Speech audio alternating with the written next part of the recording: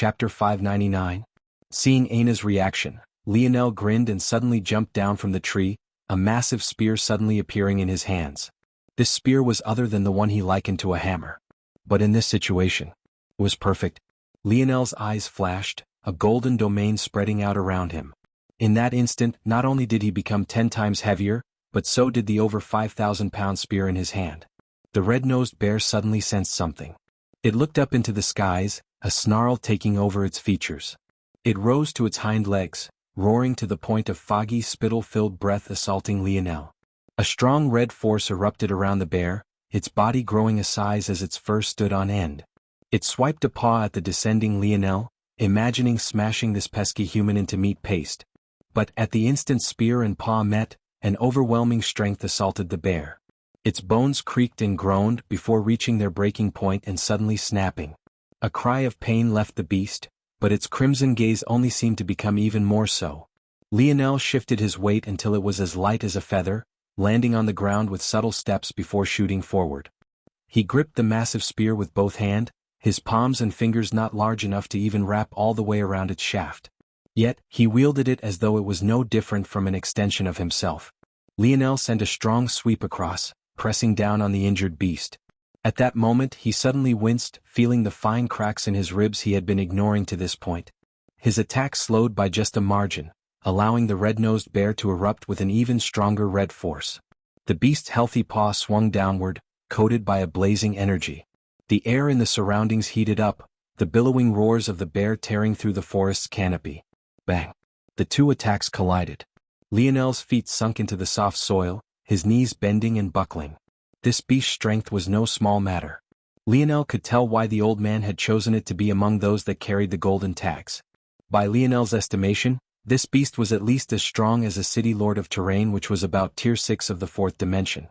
Of course, Terrain wasn't exactly known for its talent, so its standard of tier 6 was much lower than that of other worlds. Still, this kind of beast was difficult for Lionel to defeat without using the Four Seasons realm, activating his runes, or using his dreamscape battle sense. Without the help of these factors, Lionel believed that he was actually far worse than this bear. He was only now bridging the gap thanks to two things. The first was his ability. Even without dreamscape battle sense, Lionel's senses were far beyond what most could even aspire to, let alone claim to have. So his reactions and calculations in battle were perfect. The second was the most obvious: his weapon.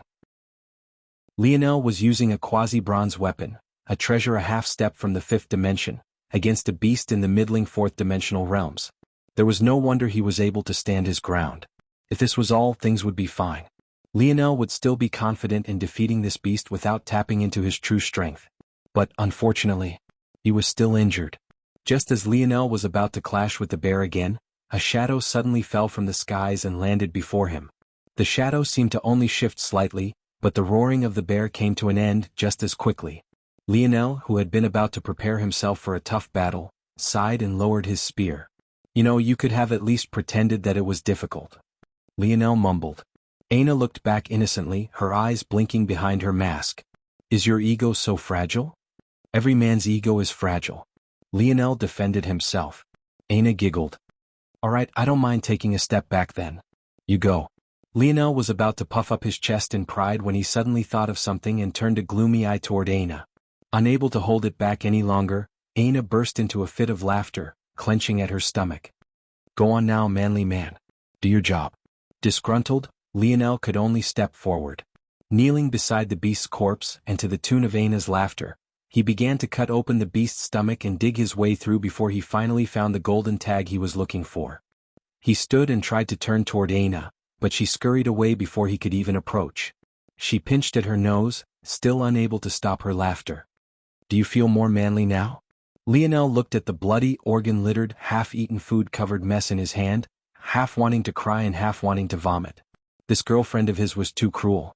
Aina and Lionel shot through the forest, easily finding one golden tag after another. It seemed as though they had a cheat of some sort. The reality, though, wasn't that far from the truth. As the old man had said, each tag was capable of teleporting the one who claimed it past the mountain pass. But the unspoken truth of this was that any beast with this tag was likewise marked by the force arts necessary to allow such teleportation. After realizing this, for Lionel, the matter was simple. His internal sight didn't have a very large range in this world. There was no doubt that this place was a fifth-dimensional world, and as such, not only was the space in Lionel's spatial ring smaller here, but the range of his internal sight was only a few dozen meters to 100 meters at most. However, the fluctuations in these force arts caused small ripples in space. Normally, one wouldn't be able to sense these ripples at all. Not only was the space elemental affinity even more rare than the light elemental affinity, but even if you had it, it was unlikely to be very strong. Lionel, however, had just completed his divine armor, giving him space elemental affinity no worse than almost anyone within the fourth dimension. Though this affinity would be useless to him after he outgrew his divine armor, and was somewhat weaker without summoning the armor itself, this still remained true. Using this affinity, Lionel could easily pick out these tiny changes in space. And once he locked onto a beast, it was a simple matter of using his internal sight to see whether the tag was gold or not. Beyond that, since he knew that the gold tags would only be in beasts of certain strength, he could just as easily not waste time scanning beasts that were too weak. Like this, Lionel and Aina tore through the mountain range, easily grasping all 10 gold tags without the slightest hint of effort. Well, the effort was minimal on Aina's part. As for the poor sap that was Lionel, he would have to take at least a dozen showers before he felt clean. Chapter 600. There's got to be a better self-cleaning spell than this. Lionel sighed, looking down at himself with a helpless expression. He really got taken advantage of this time around. Though he had already tried to cast several water elemental cleansing spells, his water affinity was so low that it hardly made a difference. To make matters worse, in this fifth-dimensional world, as someone who had yet to touch upon this barrier, affinity was even more important. The higher tier the world, the more it took to move its force. So, all of Lionel's attempts resulted in a light drizzle of water that made Aina sputter with laughter.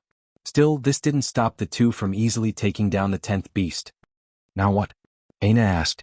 Standing over the massive deer with steel-like horns lying beneath them, Lionel pondered for a moment.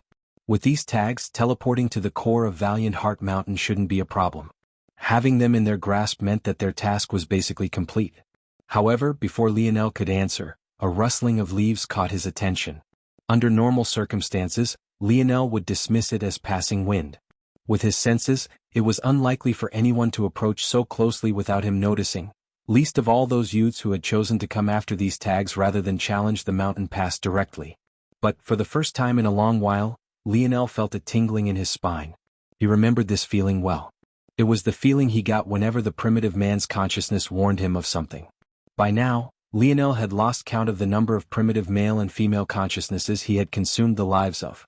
Originally, he hadn't thought it would have a great impact on him going into the future, but the more he absorbed, the sharper these instinctive reactions of his became. Ironically, when he was in his cold and calculating battle style, these instincts were dulled considerably. But, whenever he was relaxed and not expecting much, exactly like he was now, those feelings would fire off. Acham. Aina seemed to have noticed that something was off as well. Previously, with their senses, they could make out the battles that had been happening in the distance. Considering the number of young geniuses versus the land they had to work with, it was no surprise that the next closest group wouldn't be more than a few hundred meters from you. But at this moment they heard nothing. Lionel's lip curled. It seems we have company. At that moment, Lionel wished he had a beard to stroke. But just as always, his face was as bare as a baby's bottom. Do you think you can scare them off with your scent? Lionel coughed. His lack of a beard already ruined his cool moment, but this was just a nail in his coffin. Where was the love and support? Aina giggled, underlaid an increase in the shuffling grass. I wonder though. If this person has an ability that can cut off my senses, why is it that they've left behind this shuffling grass? Lionel thought aloud. It was clear that neither he nor Aina was taking this matter very seriously. Or rather, it seemed that they weren't. The truth was that both had already gone on high alert. Everyone participating had already seen the disregard the elders had for the fallen youths. There was clearly an unspoken rule that anything went during these trials.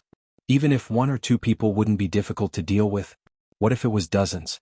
At that moment, as though a veil had been undone, the surroundings were filled with hidden shadows.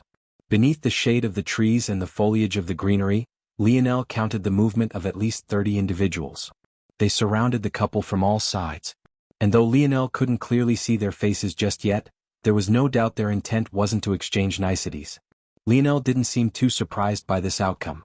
There were too many people here, hiding the actions of both he and Aina were almost impossible. There was no doubt that they had been sighted jumping around the forest many times. 1 or 2 battles would have been fine. After all, there were only 2 of them, so they obviously needed to fight 2 battles to get enough tags. But after the 10th, only a fool wouldn't be able to catch on to what was happening. The only thing Lionel was actually disappointed in was not sensing them previously. But after some thought, he realized that whoever planned this was quite clever in their own right. For Lionel to be able to so easily pinpoint the golden tags, it would have been obvious to anyone observing that he had great sensory abilities. In that case, how could they not come prepared to deal with this? When the faces finally came into view, Lionel raised an eyebrow. He recognized a few, namely the young lady who had been by Balthorn's side, Henoran. But following her were several youths that had been flocking around Balthorn as though she was a goddess. Somehow, though, despite how rowdy these youths were, Lionel got the faint feeling that they were following Henoran's directive. It was an odd feeling indeed, especially considering the young lady was in the middle of the group, lightly clasping her hands together at her waist as though she didn't plan on raising a single finger. Despite Lionel's feelings, though, the one who stepped forward wasn't Henoran at all, but rather a young man who had threatened to skewer him with a weapon for the sake of Balthorn not even a few hours ago. The sneer on the man's face could make a baby cry, Lionel was certain of it. You know why we're all here, let's not beat around the bush. I've already let you go once and have no intention of doing it again. Hand over the tags you've collected and you might leave this place unscathed. Lionel sighed inwardly. You really couldn't underestimate this world of abilities. Even the weaklings could catch you off guard if they were lucky enough. That said, Lionel yawned beside himself. Though he had just awoken from a few days' long rest not long ago, he had a massive meal right afterward, then proceeded to battle in this damned forest for the next few hours. With how weak his body was currently, he already felt like taking another nap. Let's go. Lionel spoke to Aina. The sneer on the young man's face deepened. But just as quickly it froze. A black surfboard appeared to Lionel's feet and he grabbed at Aina. Instinctively, Aina wanted to dodge. I'd rather fight to the death. She protested. But Lionel grinned, giving her a massive bear hug as they shot into the skies. Bye. Lionel waved. Chapter 601. The youths were absolutely stunned. A flying treasure? What kind of joke was this? Of all the ways they expected things to end, this was the very last. This wasn't because they were too stupid to consider it a possibility, but rather because wasting time considering such a thing would have been exactly that, a waste of time. One had to understand that everything changed when one rose in the dimensions. Just like there were some airplanes that couldn't rise above a certain altitude without stalling, the same logic applied to the flying treasures of the dimensional verse. The flying treasures these youths were used to were only tier 4 or 5 black-grade treasures at best. These kind of flying treasures would hardly rise 10 meters into the air in a fifth-dimensional world. Knowing this, why would they even consider this to be a problem? They had no way of knowing that Lionel had a tier 9 black-grade treasure. He was easily able to rise up 20 meters before he even began to feel some resistance. The young man who headed their mission, a youth who went by the name of Emerald, was just as shocked as everyone else. But he also reacted quickly. Shoot them down. Unfortunately, by the time the words had come out, Lionel and Aina were already 25 meters above the ground. Not enough. Using the trees as cover, Lionel weaved in and out of the foliage, making use of the terrain to protect both himself and Aina. However, in the back of his mind he was already planning to improve this surfboard. He could feel that it was working hard just to keep him this high off the ground, any higher and it might collapse entirely. Luckily, the forest landscape was in Lionel's favor. Getting out of range of the youths below was a simple matter of planning a path and following suit. Not only was Lionel able to pick out those with long-ranged abilities, he was also able to project their lines of sight in his mind as well. After that, avoiding them was as easy as breathing. Not having expected such a result, Emerald hadn't even prepared a large corps of ranged units. He could only watch as Lionel shot through the skies and disappeared. Damn it. Emerald punched a thick tree hard. Yet, despite his strength, barely a dent was made. He looked no different from a mortal of the third dimension completing the same exact action. Henoran's eyes narrowed as Lionel disappeared over the horizon. But she didn't pursue. She could tell that these matters were already as good as over. Aina wheezed and dry heaved under the chorus of Lionel's laughter. Karma is a beautiful thing. Aina glared at him through her mask, but dry heaved again just as she was about to come back with a smart reply. You know, you should probably take your mask off if you want to vomit, just saying. Lionel grinned. But in response he only got another glare. The two landed in the same mountain pass they had been in when they were first teleported to this planet. Truthfully, Lionel had just wanted to teleport to Valiant Heart Mountain immediately, but Aina insisted that being baptized by the pressure of the pillars was good training. The elder of Valiant Heart Mountain had been in a good mood. Though he had said that he wouldn't accept any youths who could cross these gates and that they would have 3 years to do so or be kicked out. The truth was that he said that every year. These pillars were actually a portal to Valiant Heart Mountain's sacred land, and only disciples of the highest standing even had a chance to enter that place. Of course, at the moment this portal wasn't active. So, even if these youths managed to cross it, it wouldn't be much more than a symbolic victory. But the elder was also aware that the earlier these youths crossed this trial, the more benefit they would gain from it in the future. So, during every acceptance ceremony he would tease the youths in this exact way, forcing them to walk up the mountains. Those who were able to make it even halfway were rewarded by him. Not only would they gain his favor, but he would personally kill the beasts that held the golden tags and hand them over as a reward. The truth was that the beasts were just a bait, especially the golden tag ones. For one, amongst the beasts there were many without tags at all. The smart youths who were more confident in their strength would think of targeting the more powerful beasts. It made sense, the more powerful a beast, the more likely it would have a golden tag. Though this might be true, the reality was much harsher. Though the elder had followed these rules, he had also left behind several dummies. Some of these dummies didn't have tags at all, while most only had normal tags. The elder thought himself to be quite clever. He believed that only youths with the greatest courage would choose to challenge the mountain pass, while the others weren't worth considering at all. Of course, he didn't even consider the fact that battling beasts and putting your life on the line against the most powerful of them was also a form of courage. But given his age, he had long since been set in his ways. And it especially didn't help in changing his mind that the youths from this year seemed to be far more talented than the norm. It couldn't help but bring a bright smile to his face. Inkith had crossed the 80% mark already and was just 60 or so meters from the pillar. Iranla was not far behind, being less than 5 meters from the back of the hulking giant. And this was most likely due to the fact she had started a step later. Balthorn was struggling the worst of the 4 of them. Droplets of sweats beaded down her pretty face and blood leaked from her lips as her every step seemed to cause her no small amount of damage. But she continued to trudge forward. "Just be my girlfriend and he'll carry you up. Come on." Radlease almost seemed unaffected. If it wasn't for the fact his back was hunched just a little bit more, others would think he really was immune.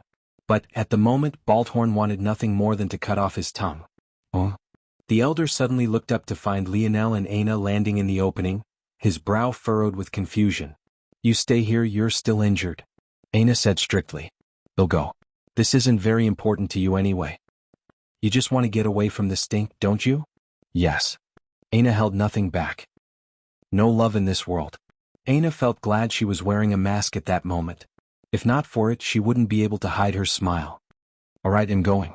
Under the stunned gazes of everyone, Aina suddenly began to sprint up the mountain pass. Chapter 602. Lionel's lip curled into a smile, but he didn't chase after Aina. She was right, his body really was in no condition to deal with such pressure. Though the other youths couldn't sense it by standing where he was now, Lionel's senses were too sharp not to. Those pillars made Brave City look like nothing more than a joke. And Lionel was absolutely certain that this was only a fraction of the strength these pillars could display. It seemed like nothing more than a coincidence that the elders were standing before them like that. But Lionel had a feeling that if they were to move away, let alone traveling up so far as those 4 had already done, they might not even make it 10% of the way through. That said, as long as those elders kept nerfing the mountain pass oppression, Lionel had the utmost confidence in Aina. As though blazing a trail, Aina shot up the mountain, making it from Lionel's side to the 300-meter mark in the blink of an eye. She seemed to embody the perfect form of a sprinter with her every movement. There was no wasted energy, no unnecessary movements. She almost felt no different from a machine designed to kill. Though Lionel could replicate this feat by undergoing several calculations before deciding just which form of running suited him best, Aina was different. She needed to rely on nothing other than her talent and intuition, leaving her in a realm all to her own. The elders thought that Aina was clearly overestimating herself. To have little to no regard for the mountain pass in such a way, even sprinting up as though it was a race rather than what it truly was, a fight to the death, they could only conclude that much. Even Inkith had slowly crossed this line of demarcation before slowly building up momentum. But Aina didn't even take a deep breath before crossing over the line.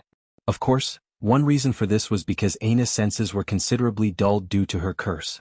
In fact, if it wasn't for her sight and hearing being so abnormal, her sensory perception would be no better than a normal human's. So, truthfully, she didn't sense the line of division as clearly as everyone else did. But, on the other hand, it hardly mattered. Aina shot through the line. Her first step sunk her body so low that it seemed as though she might trip over and fall, the pressure bearing down on her shoulders relentlessly. But she recovered quickly, her thigh bulging with strength as she sprung upward. As though a blade cutting through a curtain of falling water, she sliced through, leaping forward 10 meters in a single bound. Lionel's lip curled more prominently. One would have thought that it was him accomplishing such a feat rather than Aina. But, in his mind, there was little difference between the two. The elder's eyes widened. To recover so quickly after a change in gravity without faltering, and even more importantly without hurting oneself, was, well, the elder could only say that it should have been impossible. In that instant he was certain that Aina should have, at least, broken her planting leg. But, her muscles recovered and protected the bones they surrounded as though they had a mind of their own. The time they had to react? It was other than the split moment between Aina raising her foot and it landing on the ground. It simply didn't make sense for a young girl at the beginning stages of the fourth dimension to have such fast reaction time, and it was even more impossible for her to have honed such instincts so quickly. But even as the elder was lost in his shock, Aina had already barreled through another 40 meters, crossing the 50-meter mark with no sign of slowing down. Her body crackled and popped, her bones threatening to fracture and break. But to Aina this sort of trial was nothing. She was a woman who trained herself by breaking her own bones, rending her inner organs, and sweating until what came out was nothing less than streams of her own blood. Such tortures, such horrors, they meant nothing. She faced the howling beasts in her mind as though she had something to prove, as though there was nothing more important to her at this very moment than to face them boldly and confidently. The fear she felt when facing the puppet master was a blemish she had long since seared into her heart. It wasn't a humiliation in the way a man might feel it. Aina just felt as though she had let herself down.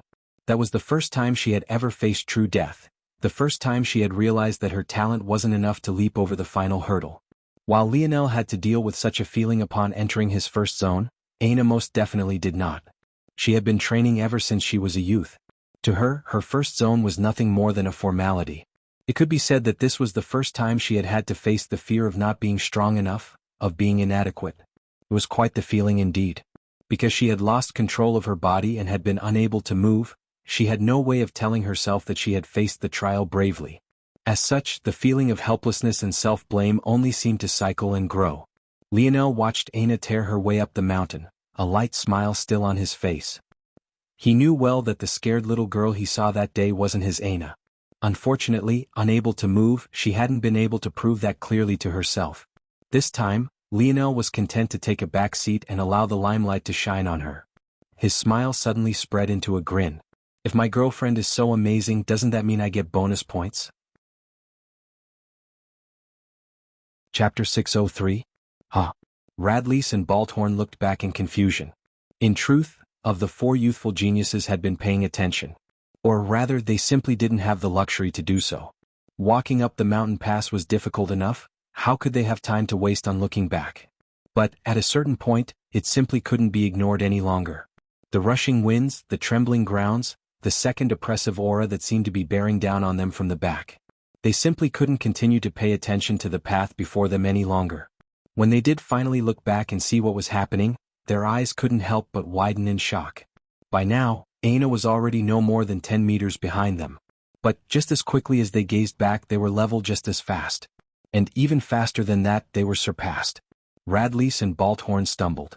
Their loss of concentration made them feel as though the pressure on their bodies had been multiplied several times over, and in the end, they all but fell to their knees. Aina blazed a trail by them. To an outside observer, she was only sprinting as fast as a normal human, a speed that was less than impressive for a fourth-dimensional existence. However, in the face of these youths, she might as well have been flying. A gaze of determination lit Aina's every step forward. Even though her speed was continuously slowing, she seemed to show no intention of stopping. She pushed harder and harder, her steps eventually becoming so heavy that miniature cracks began to appear beneath her feet. At some unknown time, Lionel had crossed his arms, his fingernails digging into his biceps. But at the same time the smile on his face didn't fade, almost as though to keep up a strong front just in case she looked back. Aina entered a 50-meter distance from Inkith. Then 40. Then 30. Her arms and legs moved in unison as though swimming through a tide of heavy water. Though her face was blocked by a mask, the weight of her determination alone painted a broader picture than what her expression alone could bring across. Even Lionel had underestimated just how much this matter meant. He had only come here for Aina's sake, but it wasn't until this moment that he truly grasped the kind of determination it took for a young woman to send herself across the universe alone and without backers. Aina had never thought of coming to Valiant Heart Mountain with Lionel. In fact, maybe she thought that after being sent to Terrain she would never see Lionel again. It might have been cruel, especially since at the time she hadn't even been aware of if Lionel managed to survive or not. But Lionel couldn't find it within himself to blame her for this. The relationship between he and Aina was still nothing more than a teenage infatuation. However, the weight Aina carried on her shoulders was far more than just this. She carried the betrayal of her family. She carried the scars of a little girl. She carried the death of a parent. Lionel couldn't blame her if she placed these things ahead of him in importance. It would be nothing short of selfish of him to not understand. Maybe in a way to Aina, the act of ignoring her feelings for him was just another form of sacrifice, another hardship she had to face to reach the day she could lay down these burdens. That drive, that will to reach a goal no matter what you had to sacrifice. Though Lionel couldn't understand it, he respected it down to the depths of his heart. He couldn't help but wonder if he'd ever have such great drive. Would there ever be something he was willing to give up everything for? The thought made him shudder. Did he really have to give up the things that he loved for the sake of such a goal? Lionel looked up into the skies. Even if there comes a day where I have such a goal, I would never be able to do that. No, Lionel shook his head. He didn't feel as though he was expressing his own thoughts properly. He had emotions deep within him, emotions he knew existed but couldn't quite place a label on. At that moment, Lionel suddenly smiled. Aina said it best. We men are selfish and always want more. And the man I want to be doesn't just want more, he wants everything. Even if there comes a day where I have such a goal, even if it forces me at an impasse where I must choose between the things that I love, he'll cut a path down the middle and take both. I don't like to lose after all. Lionel's aura shifted, a breeze kicking up around him. For a moment, the elder atop the mountain pass took his eyes off of the blazing Aina and couldn't help but gaze upon the inconspicuous youth standing amidst a vast nothingness. Even with his years of experience, he didn't understand why he had looked at Lionel in that moment. In fact, even if he asked Lionel why, the young man wouldn't be able to answer either. Lionel's thoughts seemed to have been formulated into words and coherent thought, but the truth was that he didn't think those phrases and sentences just now. In fact, his mind was quite blank at the moment, not exuding anything close to a coherent stream of consciousness. The current Lionel was still not able to put these emotions into words. Rather, those words represented nothing more than a raw, unrefined ambition. The first budding of a sprout yet to be properly watered. Maybe even Lionel didn't realize it at that moment, but he suddenly felt free and unbothered. He was content to bide his time and wait for the moment that small bud bloomed forth. Aina gave a resounding cry into the skies, her axe appearing in her seemingly delicate hands as she slashed downward with all her might. She tore into the ground beneath her feet, hooking her blade into the soil and using it as an anchor to shoot forward. She leapt through the air, landing 3 meters ahead before swinging her axe downward once more and repeating. Her momentum was relentless, her mind blank of all thoughts but the image of the pillars before her. Under the stunned gazes of all those that could witness it, she crossed the final line, her long black hair whipping about beneath a furious aura. The whites of her eyes rolled forth as she roared into the skies, the carvings of the pillars suddenly beginning to glow. Chapter 604. Aina's roar caused a shockwave to tear a path across the mountain pass. For a moment, the illusion of a woman much taller than her seemed to envelop her small figure. However, this lasted for but a moment before a strong surge of force fell from the glowing pillars, enveloping her body in a rain of light. Lionel snapped out of his thoughts, the strength of his fingers digging into his forearm growing to the point he nearly drew blood. He had no idea what was happening, and if it wasn't for the fact he wasn't sure what he'd do even if he stormed his way up, there was no way that he'd be able to sit idle for so long. The elders standing amidst the pillars suddenly all sported frozen expressions. Whatever shocked looks they had just had seemed to be ramped up several-fold. The 4 geniuses who had been surpassed by Aina suddenly found that continuing forward had become impossible. One after another they fell to their knees, a look of abject horror on their face. Even Inkith, a man who didn't seem to understand anything that could be solved without brawn, felt his heart trembling. However, though these geniuses fell, each and every one of them kept their eyes level. It was as though each was holding on to the last bit of their pride, unable to allow themselves to fall to the point of not even daring to look. Aina's body had completely disappeared within the lights. The pulsing of the twin pillars grew more heated, reaching a level where even the elders could no longer think of holding back the pressure themselves. Unable to hold back his thoughts any longer, Lionel flipped a palm, causing a familiar silver disc to appear in his hand. Valiant Heart Mountain was a place maybe more fanciful than even Lionel expected. Beyond the mountain range, there sat an all-new world, the kind the people of Earth could have maybe only dreamed about. Valiant Heart Mountain was split into 7 peaks, each of which seemed to thrum with a heartbeat of its own. These peaks were all surrounded by floating islands. But, compared to the paradise islands of Earth, these islands exuded an air of oneness with nature rather than capitalistic greed. They had lush greenery viewable even from the ground below, a land that shone a faint sheen of gold, and hovered in place without the slightest hint of technology. But what was maybe the most awe-inspiring were the waterfalls that fell from their edges. These waterfalls fell in steady streams, sparkling with and refracting the light of a high violet-colored sun that hung in the air. This refraction gave the water a gorgeous purple hue that played on the fantasies of all. But this wasn't all. These waters fell from the skies and into long rushing rivers along the peaks they orbited. The seamless transition between the waterfalls and the clouds to the rivers running along the earth made everything look as though it was crafted by the hands of a mighty deity. Still, as beautiful as this scenery might be, those that were here had long since gotten used to it. The hustle and bustle of Valiant Heart Mountain didn't seem to stop even in the face of such sights. But maybe this was the human condition. Even in higher dimensional worlds, ignoring the miracles of nature seemed to be ingrained into our very souls. At that moment, though, among one of the peaks of Valiant Heart Mountain, all things seemed to have come to a stop. As with many other powers, Valiant Heart Mountain was divided into several factions.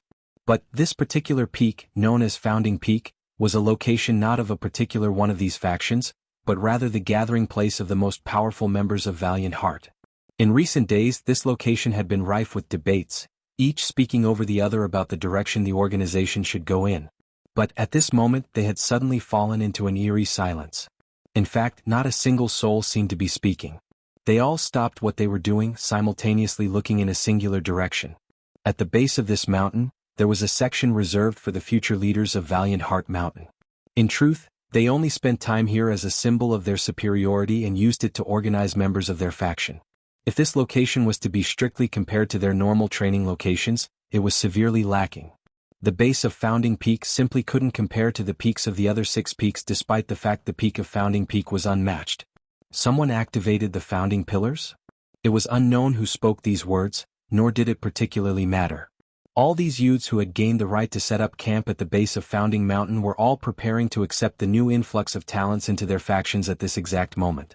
However, not one had ever expected this particular outcome. Though these youths were separated by several hundred meters, even kilometers in some cases, not a single one hesitated. Without regard for the rules or even the overseeing elders, they all sent their most trusted subordinate out. They all only had a singular goal: to recruit. At the peak of Founding Peak, there was a single core group that stood above all the rest. It was a group of 3 men and 3 women, each that had been in silent meditation all to their own. At the core of this group, though, there was one more man. It was this man who sat upon the tallest floating island, not moving even while thick white clouds passed through him, causing fine spurts of water droplets to drizzle across his bronzed skin. He opened his eyes somewhat lazily, staring into the distance as though he could peer through the mountains and the thick forest to gaze upon the pillars directly. When the man saw what was happening, his apathetic expression became one of pleasant surprise. The reason he hadn't cared initially was because he was certain that the one to activate the pillars would have been that child he had been warned about all those months ago. But seeing as it wasn't him, a pleasant surprise indeed. It was only after the lights began to dim that Lionel breathed a sigh of relief. At the very least, it didn't seem as though there was anything seriously wrong with Aina. At least, not initially. The moment Lionel thought Aina would be fine, she fell to the ground on all fours, unable to hold onto her battle axe anymore. A violent fit of coughing took hold of her. Lionel's gaze sharpened. He immediately understood that something had aggravated Aina's curse again. He could even see the mask he had crafted her begin to bulge as her scars became more aggravated. But just when things seemed as though they would get out of hand, Aina's mask began to glow. A strong pulse of cool cleansing waters was sprayed over her face again and again. Aina gripped at the earth with her fingers, leaving small trails as she balled her hands into fists. Soon, the pain she was racked by slowly ebbed, her ragged breathing becoming more even. Lionel took a deep breath. He could only be relieved that the contingency plans he had left in place worked. Lionel's gaze suddenly shifted from Aina's back to the distance. Beyond the pillars, several auras converging at speeds he couldn't hope to keep up with under normal circumstances were coming. Lionel felt that there were some of them that were even more powerful than the elders who had come to preside over this entrance ceremony, a fact that gave him no small measure of pause. It didn't take much thought for Lionel to connect their appearance with the commotion Aina had caused. Just as Aina was picking herself up, the 6 auras had already come into range. The elder who had led this event from the beginning looked back and frowned. "You all aren't allowed to be here." Elder Tobias, there's no need to be so uptight." The young man who spoke was almost 8 feet tall. He was easily the tallest individual Lionel had ever laid eyes on. His posture was terrible, his back arching forward to the point he appeared to be a foot shorter than he truly was. But his exposed torso was filled with an unprecedented amount of power. Lionel thought that he was in good shape as he had been all his life, but this man had muscles bulging out of places he never thought possible. His limbs were long and lanky, his legs almost taking up a third of his body and his reaching past his knees, though that was likely in part due to the fact his posture was so terrible. Elder Tobias glared at the youth and the few that had come with him. He knew exactly who these youths were. In any other situation, he would be grinning ear to ear that his valiant heart mountain had such talent. But here, they were clearly stepping over a line. Hephaestus. Unfortunately, before Tobias could reprimand the young man any more, Hephaestus had already turned his attention to Aina, who had long since picked herself up. "Whoa, a little girly. Hey little chick, what do you say to joining my hero peak? Important announcement below, be sure to read it." Chapter 605. Aina stood somewhat weakly. Her body had hardly gained its bearings when she was suddenly asked this question. She sent a look toward Hephaestus, her gaze placid. The truth was that Aina had heard about Valiant Heart Mountain from Yuri. As a result, she had a small understanding of it. If not for this, why else would she prepare a ticket to Terrain to come here? That said, it could also be said that Aina had no choice but to choose this place. Valiant Heart Mountain was the overlord of this quadrant and several other quadrants. Only the most well-established worlds with the strongest foundations could afford to send their youths to other organizations outside of their jurisdiction. For Earth, a place where even a ticket to a world considered to be relatively close by, like Terrain, cost a Tier 9 black-grade treasure, it was obviously an impossible dream to think of traveling so far. With their foundation, Aina didn't even want to think about what it would cost to go to a place other than Valiant Heart Mountain. This was all to say that Aina had heard of Hero Peak before. In fact, she had heard of all 7 peaks of Valiant Heart. Founding Peak, Hero Peak, Brave Peak, Justice Peak, Honor Peak, Loyal Peak, Respect Peak. One wouldn't be surprised to find out, then, that the Brave City Lionel and Aina took their trial and was constructed by Brave Peak. Other various peaks would have their own testing means. That said, just because they were tested by Brave City, didn't mean that they couldn't choose to join another peak. The various city establishments were just a way of parsing the burden of recruitment. In the end, Valiant Heart Mountain was still a singular entity. The youths who had come with Hephaestus immediately wanted to say something to cut him off. How could they just allow him to say and do as he pleased? They didn't want to make their trip a worthless one. But before they could, Aina spoke. "Are you the strongest?" It was a simple sentence. Spoken in 4 words, it seemed to speak 1,000. There was no other question Aina wanted answered, no other that was more important to her. This and this alone was all that mattered. Hephaestus was stunned by the question for a moment before he began to laugh uproariously. "You hear that, you bastards? This little girlie will be joining Hero Peak. You weaklings can all take a step back." The expressions of the others' youths soured immediately, but they said nothing to refute. There was no doubting Hero Peak's strength. In the last 20 years, there had been no singular peak able to supplant their rule. Hephaestus turned his attention back to Aina. Though his posture was terrible, his body exuded a bestial strength that made his bones pop and crackle with his every movement. Not only is Hero Peak the strongest, we have been the strongest for the last quarter century. We have the strongest warriors, the best facilities and the most resources. On top of that, our leader, the hero Ray Lion, is the strongest of the 6 leaders. If even that isn't enough for you, even me, as a mere little vice leader, could wipe the floor with some of these other so-called leaders. Hephaestus grinned from ear to ear, towering over the petite Aina. There's no better choice than us. Aina looked up at Hephaestus, her gaze somewhat distant and emotionless. She didn't seem moved by his display. Hephaestus felt smaller in comparison to the puppet master. But, with her poor senses, Aina couldn't tell whether this was an illusion or not. Okay, Aina said plainly. Hephaestus scanned Aina up and down, sending a curious look toward her mask. But he seemed even more shocked by her demeanor. Even that old fogey Tobias wouldn't feel so comfortable before him. You heard her, old man. Hephaestus turned toward elder Tobias. She made her own decision. You saw that I didn't force her, right? Hephaestus' toothy grin made it hard for Tobias to refrain from rolling his eyes. The reason these brats weren't supposed to be allowed to interfere at this juncture was because it was too easy for them to influence the decisions of these youths by underhanded means. And even in the case that didn't happen, there was precedent for fights breaking out during recruitment. As such, it was usual policy to allow the youths a few days to soak in the atmosphere of valiant heart for themselves and then choose a peak that was right for them. In such a situation, the youths would have to pass an exam of sorts, far different from Aina, who seemed capable of joining without such a thing. But it was thanks to these rules that a relative peace was able to be kept in what would have otherwise been a violent few weeks. Since Aina had made her own decision and didn't seem to be pressured in any way, though, there was no reason for him to interfere. From what he could see, whether he stopped her here or not, Aina would end up joining Hero Peak regardless. Though there were many rules in Valiant Heart, there was one ultimate rule that ruled all others: strength. Since Hephaestus and Aina had the capital, they could do as they pleased. At that moment, Aina looked back to meet Lionel's gaze. But all she found was a young man grinning with 2 thumbs up by the sides of his cheeks. He looked so happy, almost as though it was his own achievement rather than hers. Aina couldn't help but think that he looked quite goofy, a sight that made her sputter with laughter. Hephaestus and elder Tobias were taken off guard by the sudden change in the valiant young lady. They didn't even know a person with such a demeanor could laugh in such a way. Hephaestus raised an eyebrow as he looked toward where Aina was looking. In the end, he chose to not bother with the exchange as he swept a glance over the 4 geniuses kneeling along the mountain pass. Hero Peak has no need for losers. This will be our only recruit during this recruitment cycle.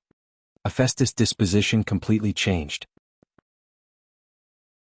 It felt as though the mountain above had fused with him, his lofty air looking down with an undying arrogance. Chapter 606. Hearing these words, Aina frowned. She had expected Hero Peak to be relatively exclusive, but she hadn't worried about it. With Lionel's talent, was there really anything exclusive enough to keep him out? If there was a test, there would be no issue. But, from what Hephaestus said, there would no longer be a recruitment test. In truth, Hephaestus' actions weren't exactly wrong. Over the past few years, having even one person pass Hero Peak's exam was already a blessing. He was already content with having found Aina, so he didn't feel that there was even a need to waste resources testing anymore. Every exam took up a sum of wealth from Hero Peak, and there were no shortage of people who would come despite knowing they had no chance of passing. This would result in Hero Peak's expenses being far greater than they would otherwise be. Usually this could be solved with a simple screening process, but this took resources to build up as well. This was especially so since Hero Peak emphasized not base power, but rather potential. This was exactly why a comprehensive exam was more appropriate than having a screening process. But now that Hephaestus had found a recruit, and especially with the precarious situation Valiant Heart was in currently, why waste these resources? It would be much easier to reach their goals if they saved as much as they could and reinvested it into the talents that actually mattered.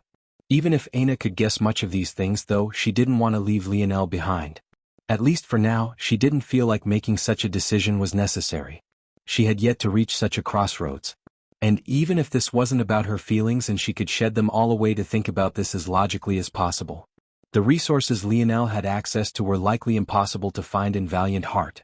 Just his cleansing waters alone, which could keep her curse under control, was a rarity impossible to explain. Every time she tried to tell Lionel just how valuable cleansing waters were, he would point to the toilet bowl in his abode setting. It was mildly infuriating. Of course, Aina didn't think of Lionel in terms of the resources he could provide. She had gotten used to being by his side over the past near year. She didn't want to leave him so soon even if they would technically be in the same place. "Can't you hold one more test?" Aina suddenly asked. Hephaestus frowned when he heard these words. Instead of his gaze shifting to lock onto Aina, it instead swept over her briefly before locking onto Lionel in the distance. He had ignored Lionel previously for obvious reasons. If he looked down on a young man and woman like Inkith and Irelana who had made it more than 80% of the way up, why would he even deem to speak to someone who didn't even start? This young lady might have been talented, but she didn't understand the weight of an expert's words. Since he had already said that they wouldn't be accepting anyone else, wouldn't he be a joke if he suddenly took those words back not even a few seconds after he had stated them? "Listen, little chick. You might be a bit talented, but it seems you haven't understood something. Now that you've joined Hero Peak, you are at the bottom of the totem pole. Even the servants that sweep the floors are above you. What makes you think you can ask something like this of me?" From start to finish, Hephaestus didn't look at Aina. Rather, he had his eyes locked onto Lionel as though he was giving a silent warning. Aina's brows furrowed. She most definitely didn't like being spoken to like that. She couldn't be considered to have a temper, nor was she as prideful as Lionel, but that didn't mean everyone didn't have their own bottom line. "He could have walked up the mountain pass just like I did. It's just that our world was in the middle of a war and he got heavily injured during it. His body isn't in any condition to withstand such pressure." Hephaestus' aura sharpened. This little girl actually still dared to talk back to him? A man who backs away from a challenge just because he's a little hurt? You think that this is enough of an excuse? Hero Peak has no need for such weak-willed trash. Hephaestus' gaze swept back toward Aina. "Since you don't seem to know your place, that's fine too. From now on, even if your little boyfriend recovers and has some strength, he won't be allowed to join my Hero Peak." It seemed that this little girl didn't understand the meaning of hierarchy. Just because he was here to personally recruit her, didn't mean that her standing was suddenly the equivalent of his.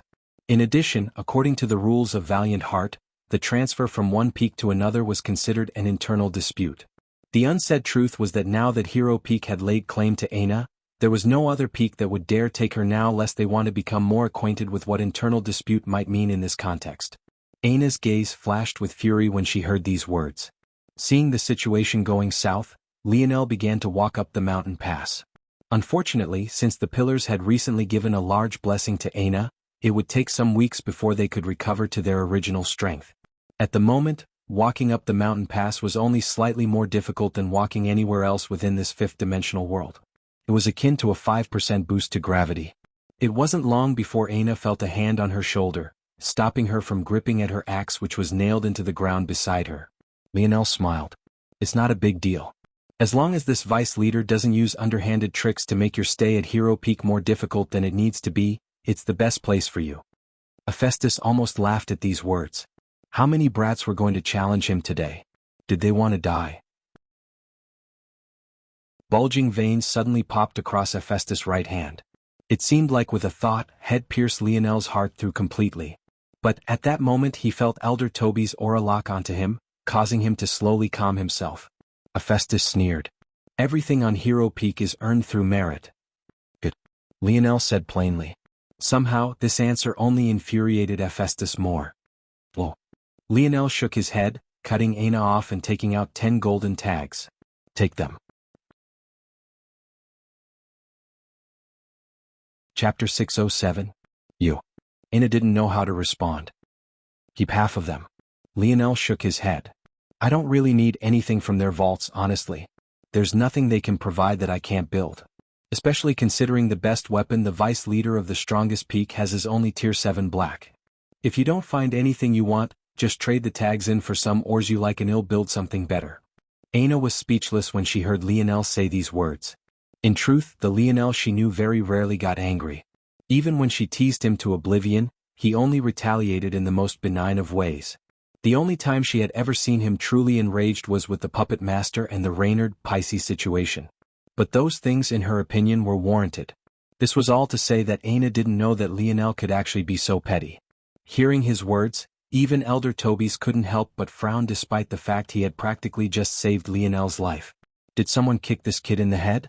A tier 7 black-gray treasure was about the best one could expect a fourth-dimensional entity to wield. Only fifth-dimensional existences might begin to wield Tier 8 and 9 black-grade treasures. At least this was the case in this part of the universe. Only sixth-dimensional worlds had a large number of bronze-grade treasures. Likewise, only seventh-dimensional worlds had a large number of silver-grade treasures. No matter how you sliced it, it looked as though Lionel was making an immature comment about something he hardly understood. The words alone made whatever impact gathering 10 golden tags might have fall flat. Of those here, maybe it was only Aina who understood how truthful Lionel was being.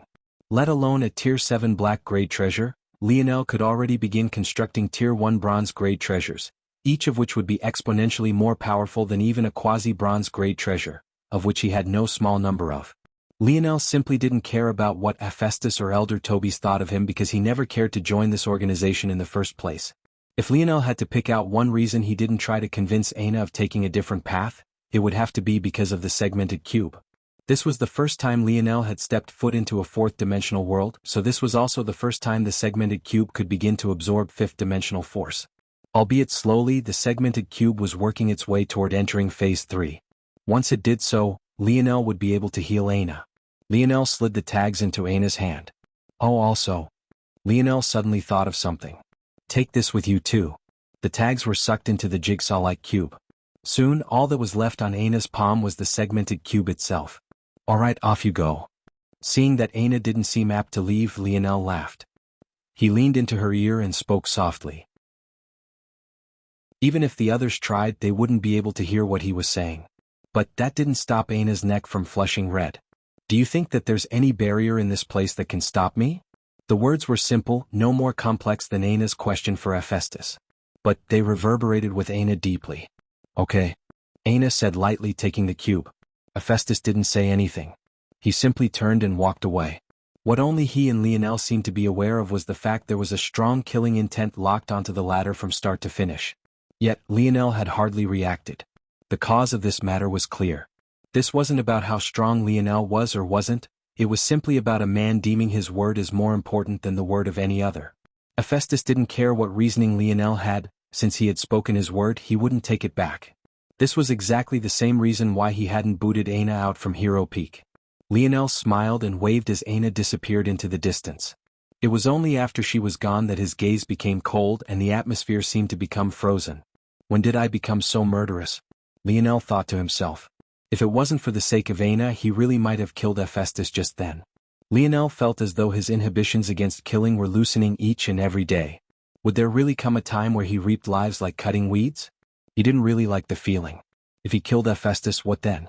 Wouldn't he be cutting off Aina's path? And where would he find another fifth-dimensional world to station himself in? Lionel had learned a lot about the dimensional verse in recent times, more than enough to understand that traveling up a dimension was no simple task. At the very least, with Earth's current infrastructure, the price would likely near a silver-grade treasure. This was obviously something Lionel couldn't afford. If he was forced to leave this place too soon, he didn't know when he'd be able to cure Aina. Brat, you're too impulsive. Lionel, who was lost in his own thoughts as though there weren't others around him, was suddenly startled awake. Lionel raised an eyebrow. He was impulsive. If the old man knew what was going on in his mind, had realized just how much prudence Lionel had shown just now. Whether or not Lionel could actually defeat Hephaestus was unknown even to him. But what Lionel was sure of was that Hephaestus would suffer greatly if he had to battle him. Elder Toby shook his head and looked back toward the other faction vice leaders. But it was clear that of them were very interested in the youths that remained. If they wanted to join, they could take the exam like everyone else. And while they would allow this for the four geniuses to Lionel's back, it was unlikely that they'd make room for Lionel himself after what they just saw. Youths should learn to bide their time. What good does your killing intent do you now? Lionel raised an eyebrow at these words. But he didn't say much as he made his way up the mountain pass. His killing intent? Hephaestus should be happy that he restrained it. Chapter 608. Hey. Wait up. Lionel looked back with a partially confused look, only to find a lanky and pale man following after him. This was other than Radley's. As for why he had quit chasing after Balthorn for the sake of catching up to Lionel, maybe only he knew the answer to that. Yes. Aya, no need to be so glum. I know your girlfriend just got snatched, but there are plenty of women in the sea. Lionel's lip curled. She didn't get snatched. MHM, MMHM. Radley's caught up, slowing down to walk beside Lionel. They say denial is the first form of acceptance. Just don't stay bogged down in it for too long. It's alright, with your looks and my humor, we have the chance to be the lady killers of the freshman class. Just look at that sexy lady over there. Radley's hooked his chin over his shoulder, sending lewd looks toward Balthorn. She's already infatuated with you, just forget about that girl. Lionel shook his head. How was he even supposed to respond to this exactly? Inkith, Irelana and Balthorn lagged behind. Since they couldn't join any factions, they had no choice but to wait a few days until the exams were opened up. Only then would they be able to pick a Pika join. The atmosphere around them was clearly much less enthusiastic than Radley's. In fact, they were quite downcast. Who would feel great after being looked down upon in that fashion? They had all come here with great aspirations, only to feel as though it had been dashed. By now, it was clear to them that they'd just be playing background for Aina in the future. Such a reality left them feeling down. The one with especially complex feelings about this was Balthorn, especially after the words she had spoken about Aina. Who cared what Aina looked like if she had strength? In fact, in this world, all beauty got you was constant harassment and the right to be used as a pawn by your family. Not only did Aina had strength, but she was also never have to worry about such a thing. It felt like Balthorn was still scorning Aina for her scars at the moment, but the truth was that she was jealous. Jealous she didn't have such strength, jealous that she didn't have such freedom. Ah, it seems you still don't get it.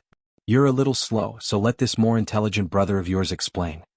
Radley's wrapped an arm around Lionel's shoulders, standing to the tip of his toes. Lionel raised another eyebrow. Am slow. Radley's coughed lightly. How do I put this delicately?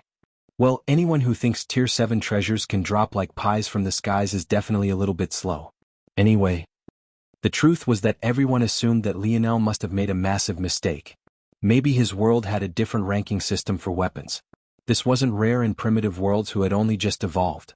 So, it was possible that Tier 7 in Lionel's mind was maybe a Tier 3 or 4 weapon.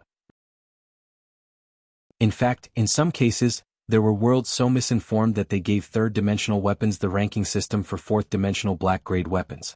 Radley's believed that Lionel was likely from a latter world, or else it was impossible that he would say such a thing about a Tier 7 treasure. That was the only possible justification.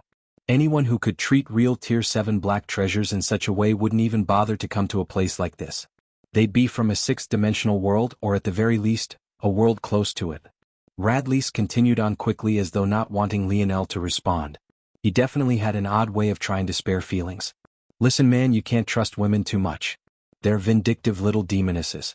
Your girlfriend likes you now, but when she sees all those tall, handsome men from Hero Peak, all of which will be stronger than you by the way, well, it's in their nature to be swayed. Lionel was speechless. Why did he feel like he was talking to James again?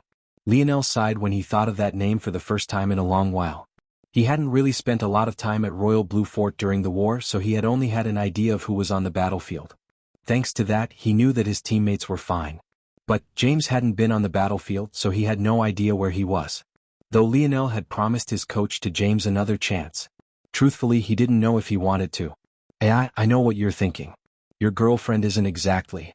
Let me not speak on another man's affections.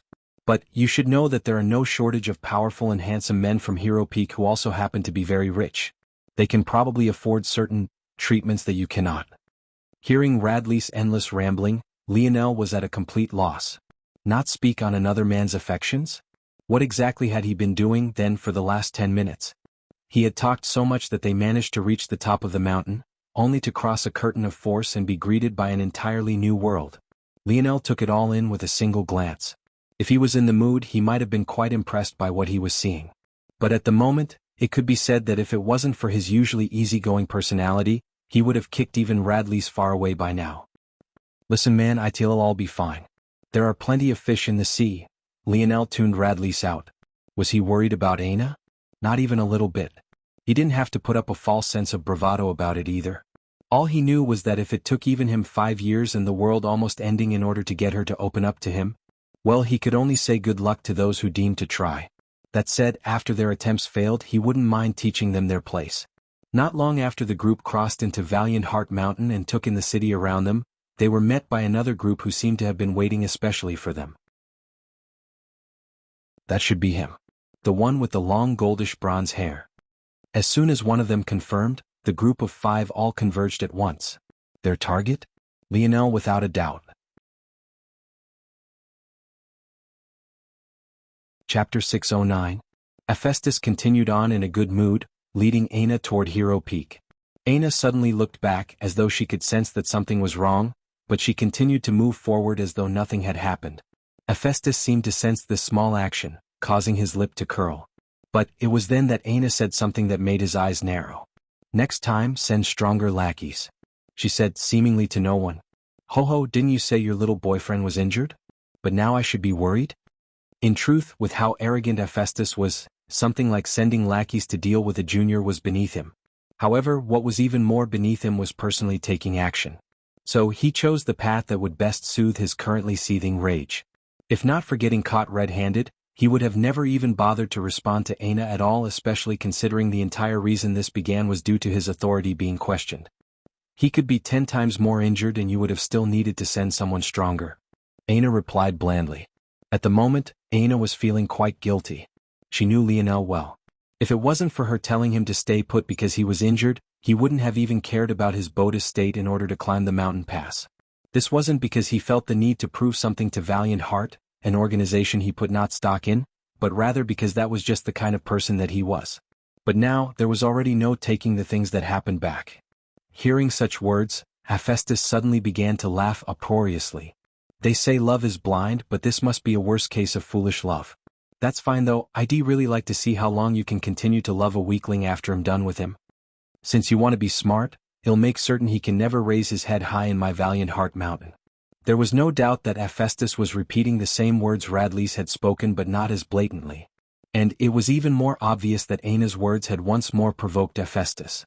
That said, this time Aina didn't seem to react with the same guilt at all. Rather, her face, hidden beneath her mask, had gone back to being expressionless. Go ahead and vent, she thought to herself. Dip, dip. The little mink jumped out from the segmented cube and into Aina's arms, baring his little fangs at Hephaestus. It was only after Aina soothed him that he finally began to calm down. Lionel stood in opposition to a group of 3, his eyes lazily scanning them. It was obvious by their words that he was their target, and toward such a thing, he could only say that the vice leader of Hero Peak was maybe even more petty than himself. This Hephaestus didn't even wait an hour, let alone the few days someone else might have, before sending his goons after him. But Lionel truly didn't mind. In fact, behind his apathetic expression, he was holding back a grin that could have gone from one ear to the other. I don't know how fresh meat like you managed to offend the bigwigs, but how do you plan on settling this? The leader of this gang of 3 seemed almost too lazy to deal with Lionel. He held no personal animosity toward Lionel, and he even felt that dealing with a freshman was far beneath him. It wasn't until one entered Valiant Heart that they truly understood the distance that separated those who had joined quadrant ruling organizations and those from small worlds who could at best call a corner of a quadrant their home. Just in terms of taxes collected, Valiant Heart had a number of resources that could drown out any world in their wealth alone. With these resources came millennia of foundation building, an endless store of knowledge and techniques beyond anything someone from a smaller world could possibly understand. If Valiant Heart Mountain were to be ranked using the official metrics of the dimensional verse, as an organization overseeing number quadrants, they were a bronze-grade organization at worst. If Earth was put on this same scale, they wouldn't even qualify to be known as black-grade. Are you from Hero Peak? Don't. Balthorn tried to speak out before Lionel could finish his sentence, but it was already too late. She took a sharp intake of breath before looking at Lionel's side profile. Is he really that slow? Even if he got beat up to the point of having half a foot in the coffin, that's the one question he should have never asked. As expected, the moment the leader of lackeys heard this, he froze for a moment before a sinister smile crept onto his face. You have a lot of guts, calling out Hero Peak's name in vain like that. Do you think the likes of Hero Peak has the time to deal with bottom feeders like you? You seem quite offended for someone who isn't from Hero Peak. Lionel replied evenly. The lackey's jaw clenched, the murderous intent in his gaze deepening. If others really found out that Hero Peak was stooping to such lows, it would be a blight on their prestige. Though the words were unspoken, the burden for such a rumor spreading would definitely be on his head. Not only was this Lionel a fool enough to offend Hephaestus before even stepping into Valiant Heart, but he was even trying to drag him down with him. If Lionel insisted on this narrative, this small scuffle that would have likely ended after a small beating would grow to the point of the entire peak pitting themselves against him. Ah, hey buddy pal. Radley's patted Lionel's shoulder. It's been nice knowing you. I think I see a beauty over there. Radley's dashed away, hiding into the accumulating crowd. Inkith, Irelana and Balthorn frowned, but they too didn't want anything to do with this situation. Though there was no chance in joining Hero Peak now, there were no shortage of individuals who had defected from their own peaks to join them later. Still not saying anything? Lionel continued as though he didn't notice these youths distancing themselves from him. He hardly knew them, so why would he care? Wheeler, we need to shut him up. One of the three called out to the leading lackey. They couldn't allow Lionel to say anything more. Agreed. Wheeler nodded. We'll see if he still has the cheek to say such things after we're done with him. As though by tacit agreement, the two behind Wheeler shot forward. Chapter 610.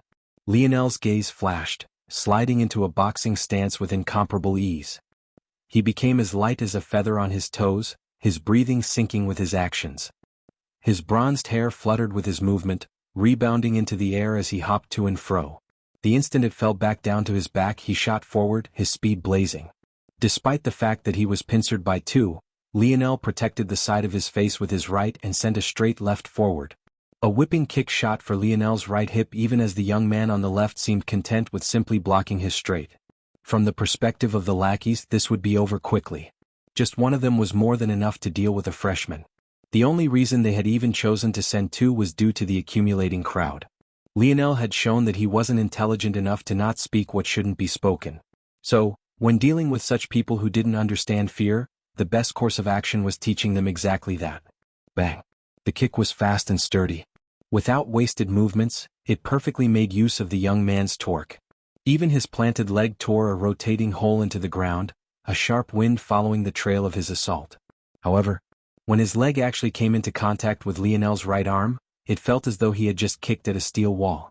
Lionel winced slightly, feeling his fractured ribs rattling upon impact. But his straight left never stopped. With perfect form, his fist blew past the guard of the young man's forearms, connecting with his nose with a speed too fast to react to. Lionel could feel a satisfying crunch beneath his knuckles, a bloody spray launching into the air. What was a face of soft and fragile skin and bone worth in the face of Lionel's fist, which might as well have been a steel brick? The instant Lionel connected, he turned his attention toward the kicker, his hips shifting. His speed was so fast that he had already closed the distance between them before his leg even lowered. Unbalanced and unable to protect himself, the young man could only watch as Lionel retracted his left hand and landed a right hook right into his rib cage. It felt as though all the air within his body was expelled at once. An audible snapping noise sounded, followed by a muffled cry. With muted thuds, two seniors fell at once. One clutching their chest and the other their face. As though completely unsatisfied, Lionel had already shot by them, not minding their reaction in the slightest. While they looked down on him, in his mind, one punch was already more than they deserved in the first place. Lionel closed the distance between him and Wheeler. Though shocked, the latter reacted quickly, his expression turning solemn. Lionel shot a fist forward, only for it to be met by Wheeler's. Having learned his lesson, Wheeler coded his own in as much force as he could muster, bearing down on Lionel with absolute strength and power. Lionel reacted calmly. His mind drifted to the times he had utilized the incomplete Four Seasons realm for his fists. He imagined the way the force had flowed around him, the way it melded with his attacks with perfection, without him even thinking about it. His force matched the flow in his mind, his simulation so perfect that one would almost think that he had begun to use universal force if it wasn't for the fact it was very clearly just of the third dimension. Bang. Both Lionel and Wheeler took a single step back. But, whereas the latter was stunned, Lionel had already shot forward, closing the distance once more. In the blink of an eye, the two exchanged a flurry of blows, Wheeler using whatever means he had while Lionel used nothing but his fists. Lionel's movements were sharp and focused. If he only had to throw a single punch to neutralize a combination, he would do so. It almost felt that everyone was watching a combat puppet battle, his style was that immaculate. However, while Lionel was growing more and more focused, Wheeler felt as though his arms and legs might just shatter at any moment. Fighting Lionel may have looked like fighting a combat puppet to the people outside, but to him, it felt exactly like that. It was as though Lionel's limbs were made and formed of the universe's most precious materials. Wheeler roared. The longer this fight went on, the more people who would accumulate and the more humiliated he would be. The truth was that hardly anyone knew his face. He was nothing more than a glorified janitor of Hero Peak. Hephaestus wasn't exaggerating when he said that Aina's standing was now below even the floor sweepers. However, if this blew up too much, the more resourceful youths would definitely find a way to connect this back to Hero Peak. Spikes began to grow off Wheeler's arms, enlarging to the point they arched over his fists and protected his knuckles. A strong corrosive energy hung in the air, bearing down on Lionel. To Wheeler, it didn't matter how strong Lionel's defenses were. Before his corrosive force, it was all meaningless. However, what Wheeler didn't expect was that Lionel hadn't gone all out either. The instant it seemed as though Wheeler didn't want to be humiliated any longer, illusory golden wings seemed to appear to Lionel's back for just a split moment. It was so brief that the vast majority of the crowd didn't even notice. With a flick of his palm, a spear appeared. It was bland, even having a wooden pole. If it wasn't for the feathers strapped to its polearm, it wouldn't have any character whatsoever. This was other than the primitive woman's spear. Wheeler went stiff as he suddenly felt something sharp pierce through his leg. After a moment of lag, he roared out in pain, stumbling and falling to his knees. Lionel's piercing motion was too fast, too swift. Before anyone could react, all four of Wheeler's limbs were rendered useless. He stood amidst three collapsed seniors, his visage expressionless. Chapter 6:11. Lionel whipped out his spear, his wrist flexing. The droplets of blood that remained sprayed outward, leaving the spear spotless and whether by design or accident, landing on the three moaning and groaning before him. Inkith, Irelana and Balthorn didn't quite know how to react to such a scene. They had been planning on distancing themselves, but Lionel had reacted so quickly that they were somehow still to his back. Their vantage point was by far the best of everyone else. But it was precisely because of this that they could hardly believe what they had just seen. Wheeler and the other so-called seniors were all tier 4 at worst. This number sounded benign. After all, even the city lords of Terrain had been more powerful than this. Their average strength had been around tier 6 while the most powerful of them like City Lord White had been tier 7. However, it had to be understood that strength across worlds was looked upon differently. The truth was that true geniuses spent the most time within the fourth dimension, slowly accumulating the strength of their bodies. In the dimensional verse, the third dimension was technically the beginning. But the reality was that it was more like a spark. The fourth dimension was where the flame was slowly nurtured and grown. The fourth dimension would lay the foundation of the body into the future. So, usually, geniuses would wait until their force spilled over into the next realm rather than forcing their way through like the city lords of Terrain had. As a result, tier 4 to these seniors was likely no worse than tier 6 to those city lords. In comparison, Inkith, Irelana and Balthorn were all still suppressing their force at tier 1.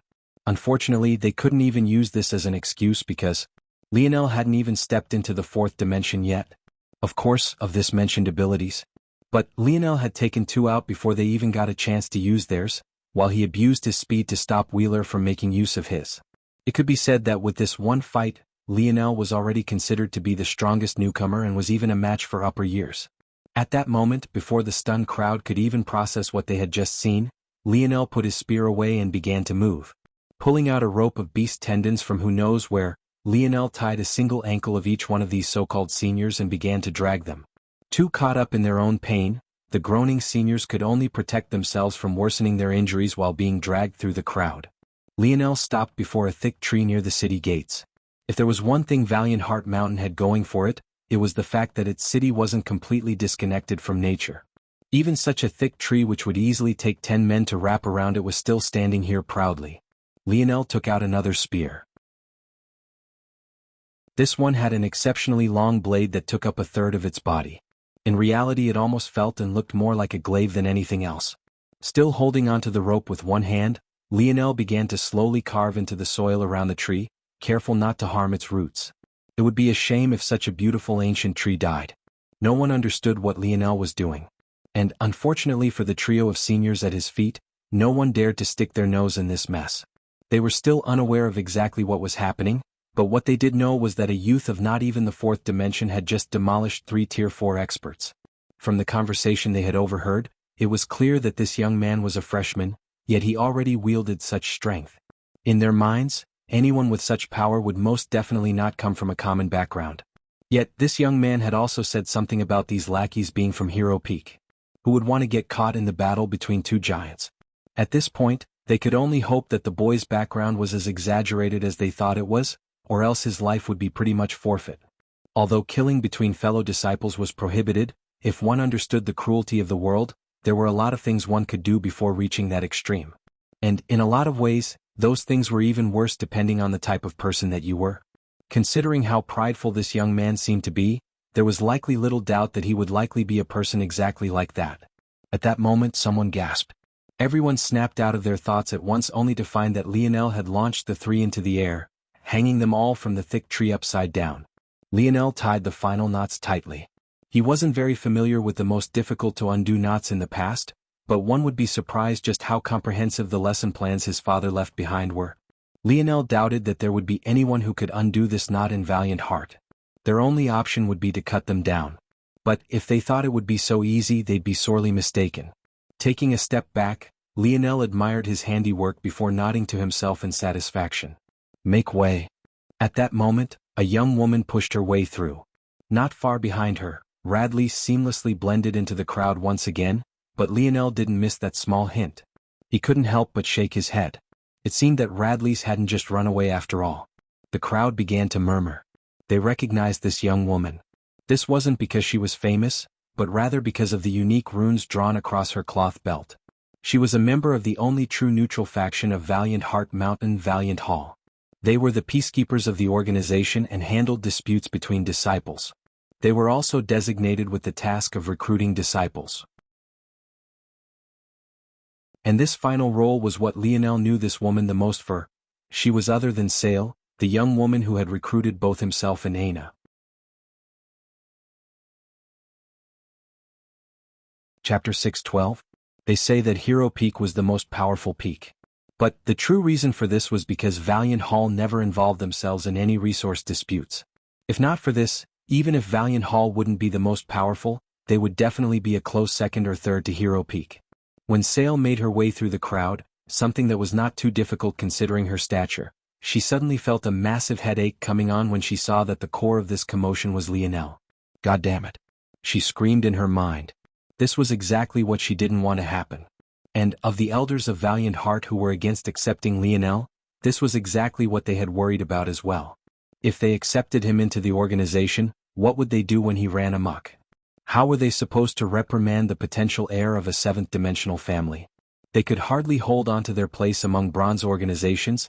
They had no right to even think of facing the ire of a gold organization. In the end, their only recourse was in ignoring Lionel while he was here and hoping that he went away faster. In their minds, a genius like Lionel wouldn't be with them for very long. As long as they held out for a year or two, he would likely get bored of the girl he was chasing, or maybe he would even win her heart. Then he would go off toward other adventures. Of course, they had also considered that this was potentially part of the coming trials all Morales clan heirs had to face. But that world was so far from them that they only understood tidbits that they could pick up from rumors. Though Sale had believed this to be the case, after speaking to more knowledgeable elders, she realized how ridiculous her previous assertions were. They, as a mere fifth-dimension organization, had no chance in stepping foot into such a war. If they did so, they would only be asking for death. This was ultimately why the decision was made. They would ignore Lionel. They wouldn't ask him for help because they were well aware that he had no way of helping them. This decision is what resulted in Lionel's current situation. Aside from Sale, the two Valiant Hall members that had come with her that day, and the highest echelon members of Valiant Heart, no one else was aware of Lionel's true identity. And the truth was that other than well-learned individuals like Sale who also happened to have had the benefit of seeing much of the world, no one would be able to deduce Lionel's identity either. It could even be said that if it wasn't Sale specifically who had gone that day, maybe, even to this point, no one would know Lionel's true identity. After all, there was a reason even to his death. Anared didn't recognize Lionel even after he used his bronze runes. Lionel smiled when he saw Sale. Long time no see. Long time no see your head. Sale grit her teeth. This damned playboy chased a girl all the way here and he still hasn't given up yet. Now he's causing trouble I've got to clean up. How are we supposed to keep the prestige of Valiant Hall if we're lenient with him? Come with me, Sale eventually said coldly. Lionel raised an eyebrow. What for? Sale felt like her head was about to explode. This damned brat, couldn't he understand that she was trying to be lenient? Though Lionel hadn't killed anyone, battling disciples outside of designated areas was also grounds for punishment. Within the crowd, Radley scratched his head at a loss. He had gotten a Valiant Hall member to help Lionel.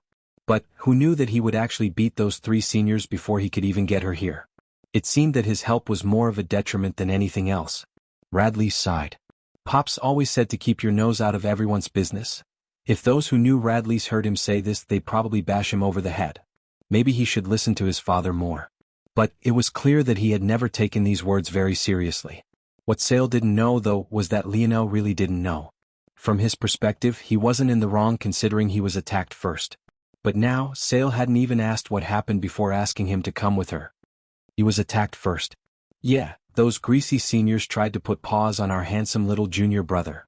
They deserve to be hung up a tree. Yeah. Radley dashed through the crowd, cupping his hand over his mouth and forming different voices. He was seemingly exceptionally proud of his female voice. Little junior brother, if she bullies you can come to me tonight. Big sis would soothe your aching limbs. The crowd seemed to grow more and more rowdy. Sale frowned when she heard these things. You were attacked first? Shouldn't you have checked that first? What's the point of asking now? Lionel replied somewhat coldly. Sale felt a headache coming on. Wasn't this brat playing wrong little brother a bit too well? Damn it, you're the potential heir of a monstrous family, can't you at least act like it? Sale's expression darkened. But in the end she pinched her brows and sighed. Forget it. Wasn't this the way of the universe? The powerful did as they pleased and the little people like her had to pick up after them. Who are the freshmen for this round? Me. Radley dashed out of the crowd. Beautiful lady, I was so scared. You're too fast, you left me so far behind. How could you do that? Sale sent Radley a glance, causing him not to dare cross the half-meter mark between them. But his sly grin never disappeared. Not long later, with a hint of embarrassment, the remaining 3 also made their presences known. All right, follow me. To ensure that nothing else happens, I'll lead you to finish the remaining procedures. Sale turned to leave before sending one last glance back. Luckily, she stopped herself before she looked all the way back and bit her teeth hard. She had to pretend as though she had forgotten about the seniors left in the tree to appease Lionel, or else who knew if this shameless young master would make a small matter even larger than it was. Unfortunately for her, as bad as her impression of Lionel was, Lionel's impression of her was even worse. These damned organizations, young masters, they're all the same. Lionel and Sale shook their heads. As their backs disappeared into the city, news spread like a wildfire. The humiliation of members of Hero Peak suddenly became a hot topic.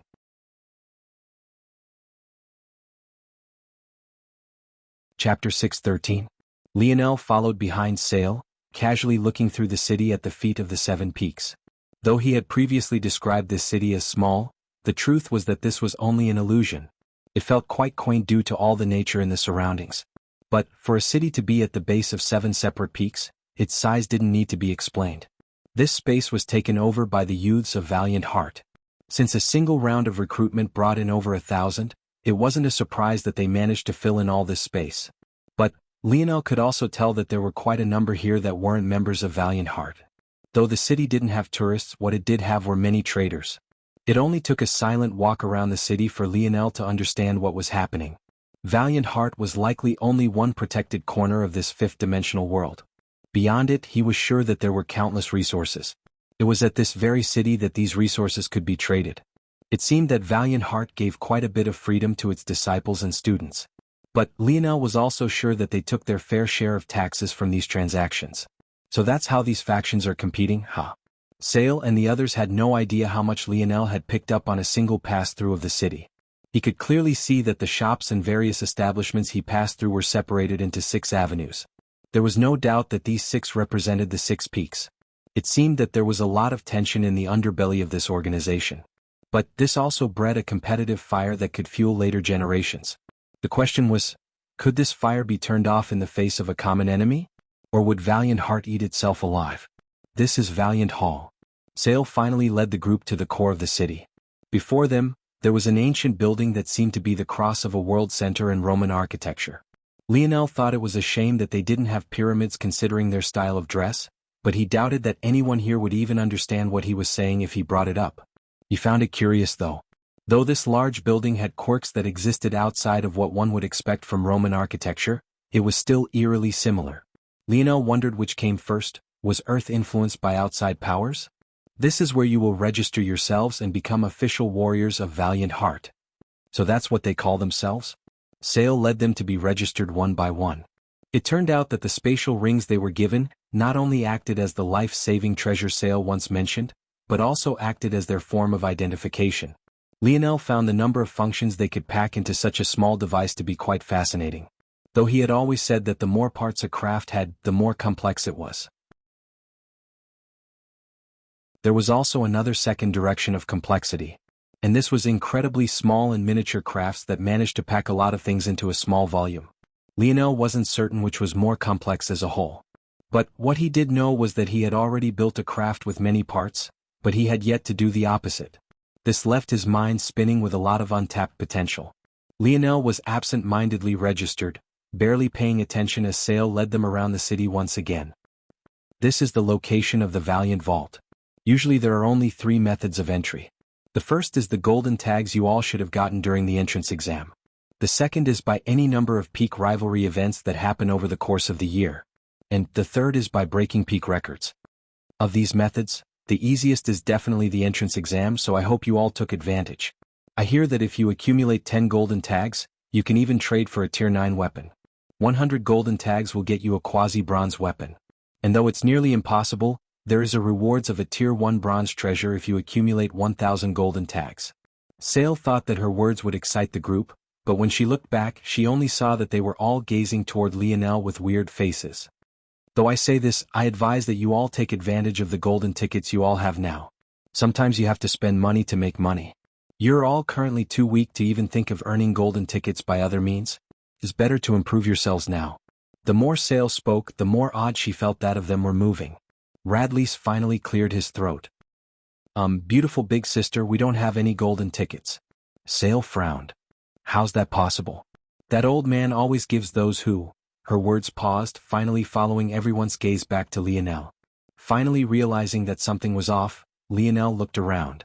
Seeing Valiant Vault proudly displayed in front of him, he just shrugged.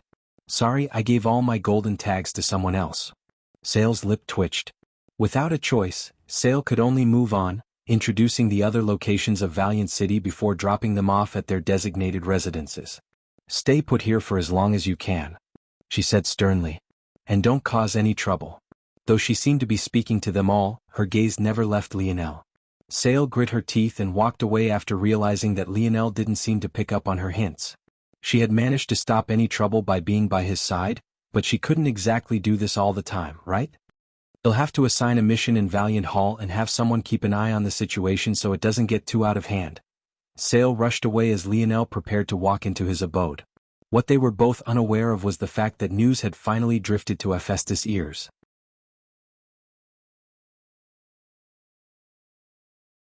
Chapter 6:14. Hephaestus sat on a meditation pillar that stood 5 meters tall. One leg dangled over the edge while he brought his other knee to his chest. His gaze peered over the ledge, gazing upon the few that had come to report matters to him. This seemingly ordinary pillar was actually one of the resources that youths of Valiant Heart pined over. Yet, Hephaestus was using it as a casual sitting stool, not even practicing force as one would expect. However, at this moment, the few beneath him didn't have the luxury of thinking about how wasteful their vice leader was being. Seeing that crooked smile that hung on Hephaestus' face, with their experience, they could tell that he was just a step away from blowing his lid. We tried our best to cut them down, vice leader. But, for some reason, no matter how hard we tried, we couldn't. There's some weird space distortion around the tree. As best as we can tell. If someone more powerful than us doesn't go... The words of the young man were cut off by Hephaestus' laughter. You want someone more powerful to go? Someone recognizable maybe? Somewhat of a genius that everyone has seen before? Hephaestus laughed even more. He felt as though he was getting out of character in just this past day. Oftentimes, humans fell into the trap of doing something they never would. But, instead of backtracking after they realized they had made a mistake, they rather chose to double down, causing them to continue down a rabbit hole of doing things they would never usually do. Maybe Hephaestus had fallen into this very hole. Spending time on a rookie? What an absolute joke. If it wasn't for the precarious time they were in, he wouldn't have even been sent to personally recruit anyone.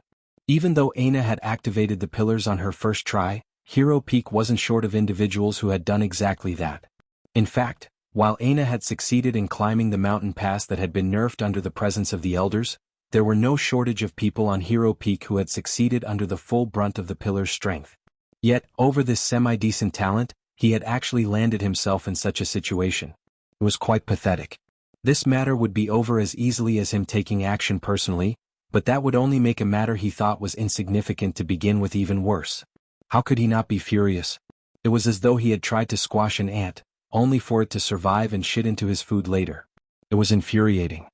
What a good little brat. Hephaestus chuckled, the force around him trembling as his muscles ripple like they had a mind of their own. Leave them up there for all I care. They can bleed to death. Hephaestus rose his dangling leg, entering a state and posture of meditation. Hidden patterns on the pillar he sat upon began to glow, causing a typhoon of force to form around him. The youths at the bottom of the pillar looked at one another, not knowing what to do. But in the end they could only leave. None of them dared to disturb Hephaestus while he was in meditation. I don't need to do anything any longer. Speaking the name of Hero Peak so casually was already enough to seal your fate. As the commotions was only growing as more and more people attempted and failed to take the trio down from the tree, Lionel had entered his home for the next small while. As one might expect, the accommodations for rookies weren't exactly lavish. And, since Lionel had given the segmented cube to Aina, he could only make do with what he had. The only things Lionel had taken with him out of the cube were his feather pen and little Tali. Lionel didn't expect to be barred from seeing Aina. Even if he didn't plan on taking it lying down. He had given her those things as though they might separate only so that she could focus on her training. Lionel knew how important it was to her, so he decided to give her some time to focus on those things. As for him, his goal here wasn't exactly to become stronger. Though that might happen as a byproduct, his main goal was to gather resources. The second reason Lionel had given Aina the segmented cube was because he believed that she would likely have a better training environment than he did. Only in a place like that would the segmented cube be able to grow faster. Resources, resources, resources. Lionel eyed his small bed and narrow window toward the outside. He hadn't gotten to experience college, but he felt like it wouldn't be much different from this at all. Though, his accommodations would have probably been better as a 5-star quarterback. I guess the first thing I should do is focus on healing myself. Lionel made a decision. He couldn't keep running around like this. It seemed like his worst injury were his cracked ribs, but the truth was that his burnt inner organs had something to say about that. He really hadn't expected that using his Scarlet Star Force would have such a drastic impact on him, but now he had to deal with the consequences. I've already tried to improve Grand Heal as best I can, but it definitely can't heal me and is nowhere near good enough to heal Coach. Maybe. Lionel took a deep breath. The last time he looked at the core of Merlin's trial world he almost passed out. But, since then he had crossed into the peak of the 4th dimension with his soul force. Maybe he stood more of a chance now. His only path forward seemed to be that complex world of force arts. Lionel began to cast numerous spells to lock down the defenses of his small room and shelter him from distractions from the outside. He had no idea the kind of surprise he was in for. And even worse than that, he had no idea the kind of commotion his sudden disappearance would cause either.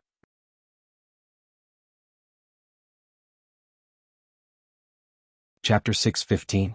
Lionel brought out a particular snow globe from his spatial ring, staring at its surface for a long while. He could immediately tell that something had changed about it, but he couldn't quite put his finger on exactly what it was.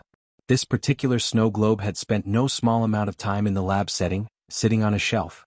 And what Lionel didn't know was that it had undergone this change long ago, more than half a year ago in fact. However, in his caution, Lionel had kept at arm's length from anything related to it, choosing instead to focus on other things. In the past, Lionel might have recklessly chosen to charge forth. But, learning a bit of caution, he brought out the only tool he could continuously rely on. A part of his mind felt that he relied on the dictionary a bit too much. At least for now, though, he didn't feel that this was worth harping on. Is it safe for me to observe this force art? After a while of being unsure of how to approach this matter despite the fact his instincts were screaming at him every which way, Lionel decided on the most logical question. Ping. Replying to Seed, it is not completely safe. Lionel sighed. Once again with these overly straightforward answers. The more Lionel learned about crafting, though, the more he realized just what sort of feat it was for his father to create such a thing. If the dictionary had to be classified, Lionel was absolutely certain that it was beyond the silver grade. Lionel expecting more complex answers was akin to wishing this dictionary would birth intelligence of its own. But at that point, the dictionary wouldn't just be a treasure, it would likely be capable of being classified as its own form of life. Such a thing would be far beyond Lionel's scope of understanding and would likely be even beyond a gold-grade treasure. After thinking for a moment, Lionel settled on another question. What exactly is unsafe? Ping. The observation of force law arts requires a strong foundation of mental fortitude and computational ability. It is inadvisable to observe this force law art unless you have begun to reinforce your mind. Force law art? Lionel was intrigued. This was the first time he had heard this term. It had some familiar parts but wasn't entirely so. Realizing this, Lionel pressed for more answers. Ping. A force law art is a category of force art that has no functional ability but rather lays the law for the function of derivative force arts. The definition was simple, but Lionel felt as though an explosion had gone off in his mind. If he understood this to mean what he thought this meant, it was a massive boon. Steadying his breathing, Lionel calmed himself. He had already understood that this must be the true reward from the Camelot Zone. However, what he still didn't understand was exactly what change it had undergone for him to feel as though it was so much different now than it had been in the past. What caused the change in this force law art? Ping. The force law art was incomplete until the mythological zone it was constructed from was perfectly cleared. It was then that Lionel finally understood. He had thought that the only reward for completing the Camelot Zone and solving the love triangle was the evolution of Earth. But it turned out that he couldn't have been more wrong. What function did a force law art provide? When Lionel embarked on the journey of improving Camelot's spells, he tried his best to deconstruct their force arts into their most simple form. By breaking them down and rebuilding them, he was able to somewhat better understand how spells were formed. As a result of this, he became capable of layering and combining spells of even two separate attributes together, as he displayed during his battle with the puppet master. However, ultimately, the improvement Lionel was able to bring about wasn't very great. Though he allowed a peak third-dimensional spell to display power rivaling that of a fourth-dimensional one, it wasn't enough of a change to be worth it. When Lionel battled the seniors just now, he didn't even consider using spells because the trade-off just wasn't worth it despite the fact his mind was the most powerful part of himself at the moment. What this force law art provided was a path forward. Rather than stumbling forward himself, it was like Lionel had been handed a decryption key. Now, the enigma that had been the laws that governed Camelot's spells opened up to him and read no differently from any other book. And the best part of all of this was the fact that the root of the law itself wasn't restricted by dimensions. There was no doubt that there were some mythological zones that were more valuable than others. Even if one cleared two and gained full rewards from both, there was no guarantee that the new magic system one gained from it would have the same potential. This was all to say that no two magic systems were built to reach the true heights of the universe, and the odds of stumbling into a new magic system that could rival the oldest of the existing ones was slim too. Still, even with all that being said, if there was going to be one world capable of producing such a magic system from the very first mythological zone it produced, it would most definitely be Earth. As for whether Camelot's magic system truly had such potential, only time would tell. However, Lionel didn't mind even if it became useless after the fourth dimension. All he wanted was for it to be of use now. As for the future, he could deal with it then. With these thoughts completed, Lionel sat on his small bed and sank his mind into the snow globe, still unaware that trouble had already come knocking.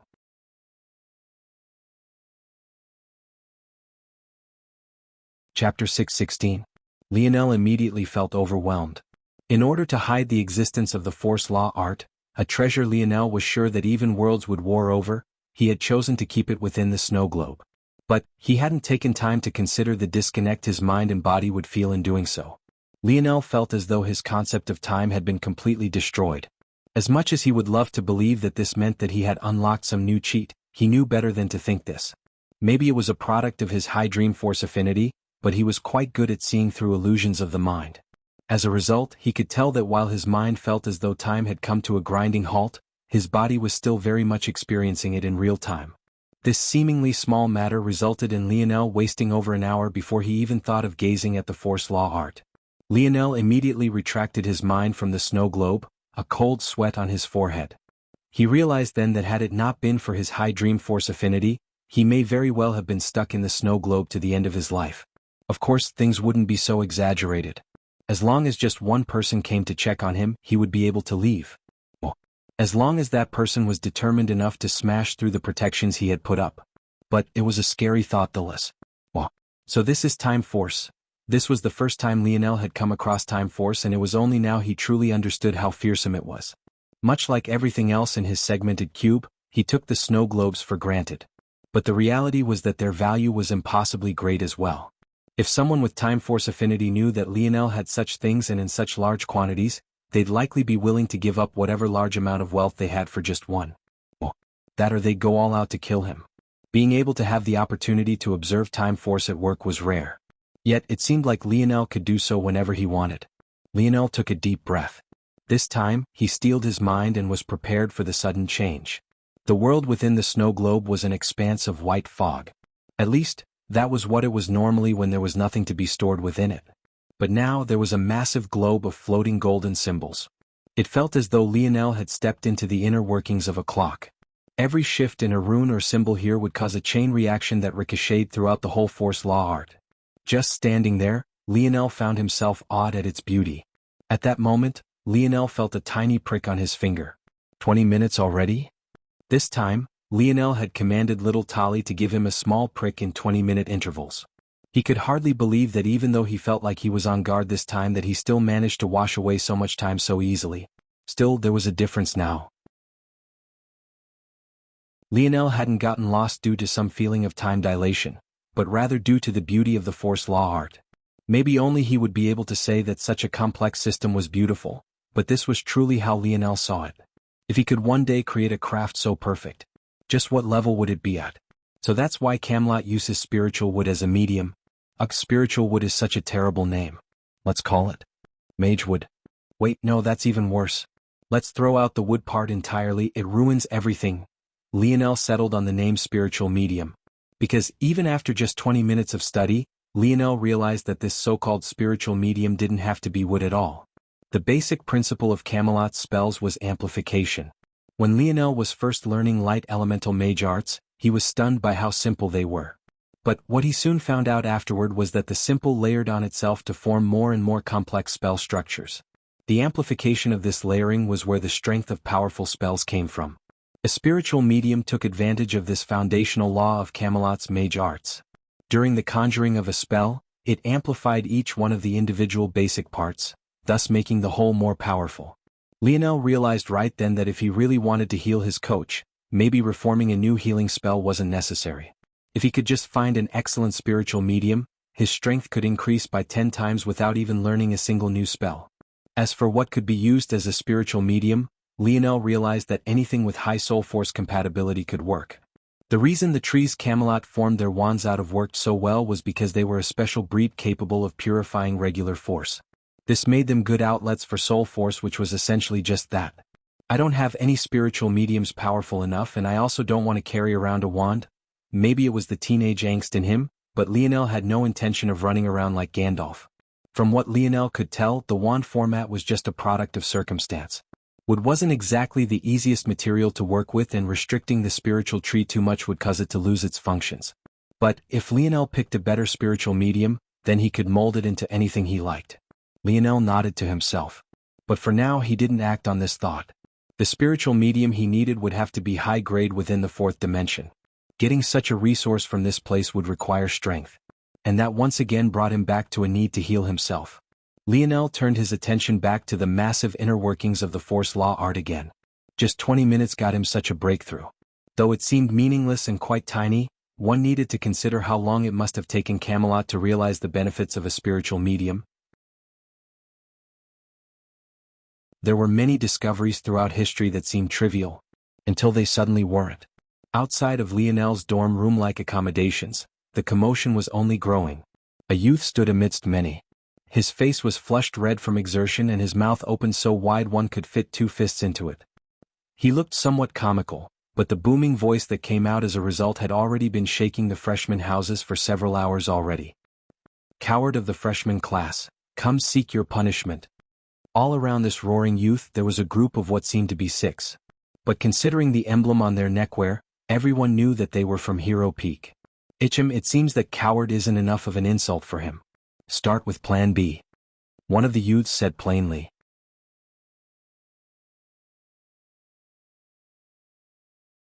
Chapter 6:17. The young man with the large mouth hesitated when he heard these words. Saying such things. Usually, when two behemoths faced off against each other, it was always the little people who suffered most. He was just a freshman, no different from Lionel. Yet, because he, quite literally, had a big mouth, he ended up in this situation. In truth, he was among the group who had surrounded Lionel and Aina during that time. But, for obvious reasons, he hadn't been able to lay a hand on either. As a result, he ended up venting his frustrations in one of the few open bars freshmen could afford and happened to be overheard. Once again, because of his big mouth. Now he had been standing here, yelling insults for the past several hours. By now his throat was scorched and his tongue felt heavy. He really needed water, but he was also too afraid to ask these seniors for such aid. He couldn't even muster up the courage to look at them. From time to time he would send pleading glances toward his fellow freshmen, but they only returned rage-fueled gazes back. These were the freshman living quarters after all. In an ironic twist, Lionel, the one person they wanted to bother the most, was likely the only one unbothered by this turn of events. Obviously, as mere freshmen, they couldn't even dream of turning their anger toward the seniors. If even the likes of Inkith had to tread carefully around these youths, who were they to do any different as youths who couldn't even match up to him? As a result, everyone turned their anger toward their fellow freshmen. Why the hell did he have to have such a big mouth? The young man was known as Tetris. But at this moment the only thing he could be happy about was that very few knew this. He wanted to cry real tears but could only suck it up. They'll just have to wear a mask and change my voice until all of this blows over. Taking a deep breath and holding back a stream of salty liquid, Tetris began to bellow once more. I hear your name is Lionel. It's too bad that you were too much of a coward to tell us yourself, so we had to call up your mother. Don't worry, we gave her a good time. How else do you think we got her to sell out her own son? A silence fell over the freshman quarters. Beads of sweat fell down Tetris' brow. He really thought that there was no way any man would allow such words to be said about his mother. If Lionel was ignoring him before, there was simply no fathomable way that he would continue to do so. The eerie silence that fell over the freshman quarters felt like a calm before the storm. But even after more than 2 minutes, there was still no movement from the freshman quarters. The youth beside gave Tetris another signal. Since the first wasn't enough, they would just go down the rabbit hole. He really wanted to see if this Lionel would truly not dare to step out after they were through raking his name through the mud. Author's note, fair warning. I got a bit creative with these ones. I think I need to see a therapist. A man who doesn't step out to protect his own mother's name? I get it. When you were being conceived, your old man had his cock in his hand, bending over the side of the bed with sweat pouring down his face, taking bets for which of your whore mother's gangbangers would father you. I also hear that your mother birthed you along with a steaming pile of shit. She was so cum drunk she couldn't tell which pile of garbage was you. Who the hell knows what she was doing up until she went into labor? Don't worry about your little girlfriend. We have real men over at Hero Peak. She's getting your mother's treatment and then some. When next you see her, she won't even be able to remember your name. Her vocabulary will be whittled down to yes, daddy. And right away, daddy. Tetris' barrage of insults only seemed to grow worse and worse. No stone was left unturned. It was like a rapid-fire collection of what would only expect to find in the worst kind of dojin. It was a horror to listen to without a doubt. The youths who had come to the freshman quarters knew their limits. They didn't dare to cause a commotion throughout the whole city, or else they would be annoying people they couldn't afford to annoy. So, Tetris' voice was restricted to the few kilometer-long strip assigned to freshmen, but that didn't stop news from spreading like wildfire, especially after there was not a single movement from Lionel even after all this time. On a building a distance away, a youth wearing the emblem of Valiant Hall sat, looking on with a half-bored, half-amused expression. He had come here to protect Lionel at Sale's will, but he didn't expect this brat to actually be such a coward. Of all the Hero Peak members you had to catch the attention of, it had to be that sadistic bastard. The young man, who went by Jerson, looked at the back profile of the youth standing by Tetris, handing him orders every so often. Even just his back view made him seem like a writhing snake ready to pounce. He had only been in Valiant Heart for 3 years, yet he had already been promoted to a white belt and was only a step away from entering the ranks of blue belts. Unfortunately, his strength was just one aspect. What he was truly known for was being the king of the ores. He was a business-savvy individual who practically hoarded merits thanks to his borderline evil business practices. Him targeting Lionel like this was truly a case of bad luck. It seemed that this king of Ors, Sariath, was using Lionel as a stepping stone to ease his promotion to blue belt. This bad luck indeed.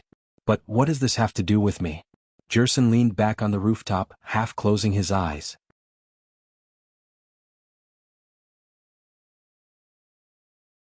Chapter 6:18. Lionel had no idea what was happening on the outside. How could he? Even if someone was knocking on his door at this very moment, he wouldn't hear it. The more he studied the force law art, the greater his comprehension became.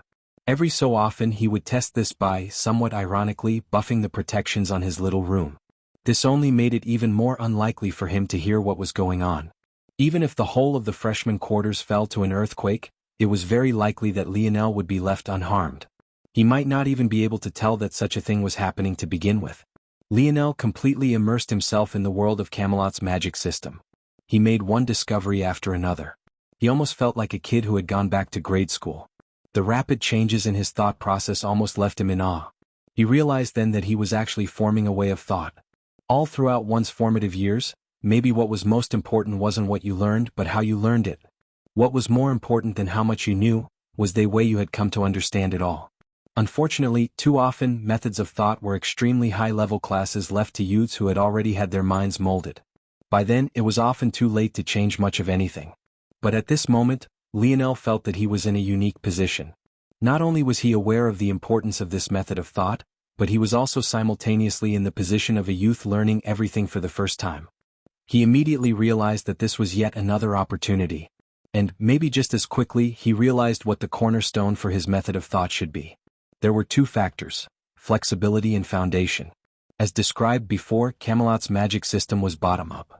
Rather than constructing new spells for every use case, what it instead did was build upon existing spells to create new, more powerful and more useful ones. One might wonder how this might be different from other magic systems. Well, one could take, for example, Lionel's Morales family's metal synergy lineage factor. This alone could be constituted as its own magic system, this one reliant on the absorption of metals. One could build an entire civilization on this concept alone. These two magic systems were similar in that they both relied on setting strong foundations. Lionel could build new affinities for himself, but he had to start from the bottom and work his way up. In this way the two were very similar. However, where they differed was in their flexibility. The foundational pieces of Camelot's magic system could be easily swapped and weren't as rigid as the Morales family's. If Lionel started building a space affinity for himself, he couldn't just discard it for the sake of a time affinity.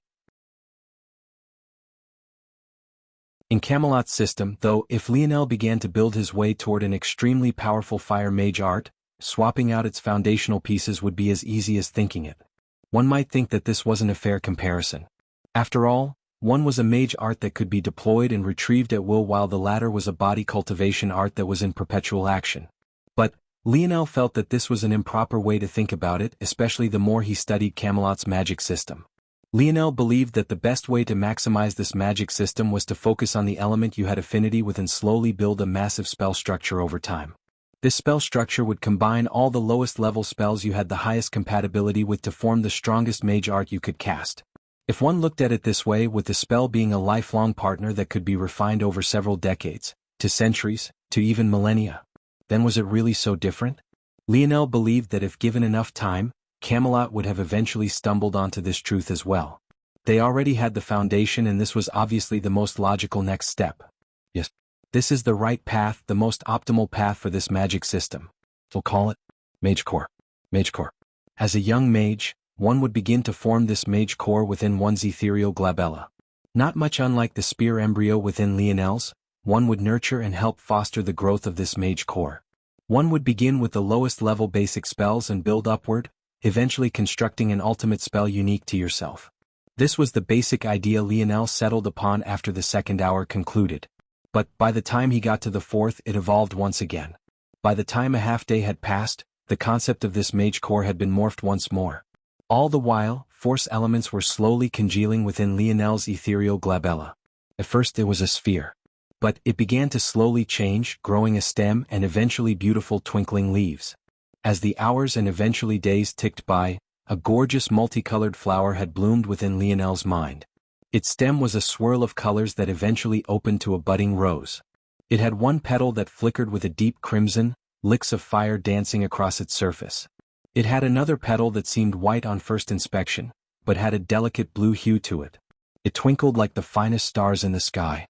Yet another petal was a radiant gold.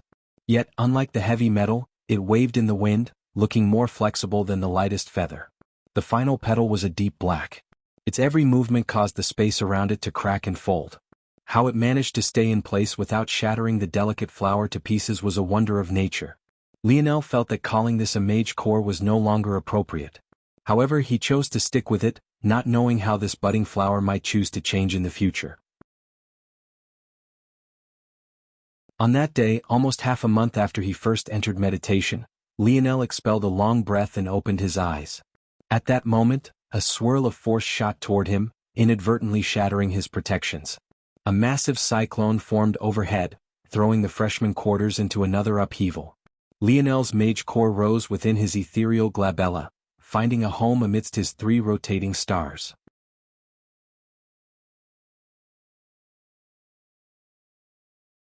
Chapter 6:19.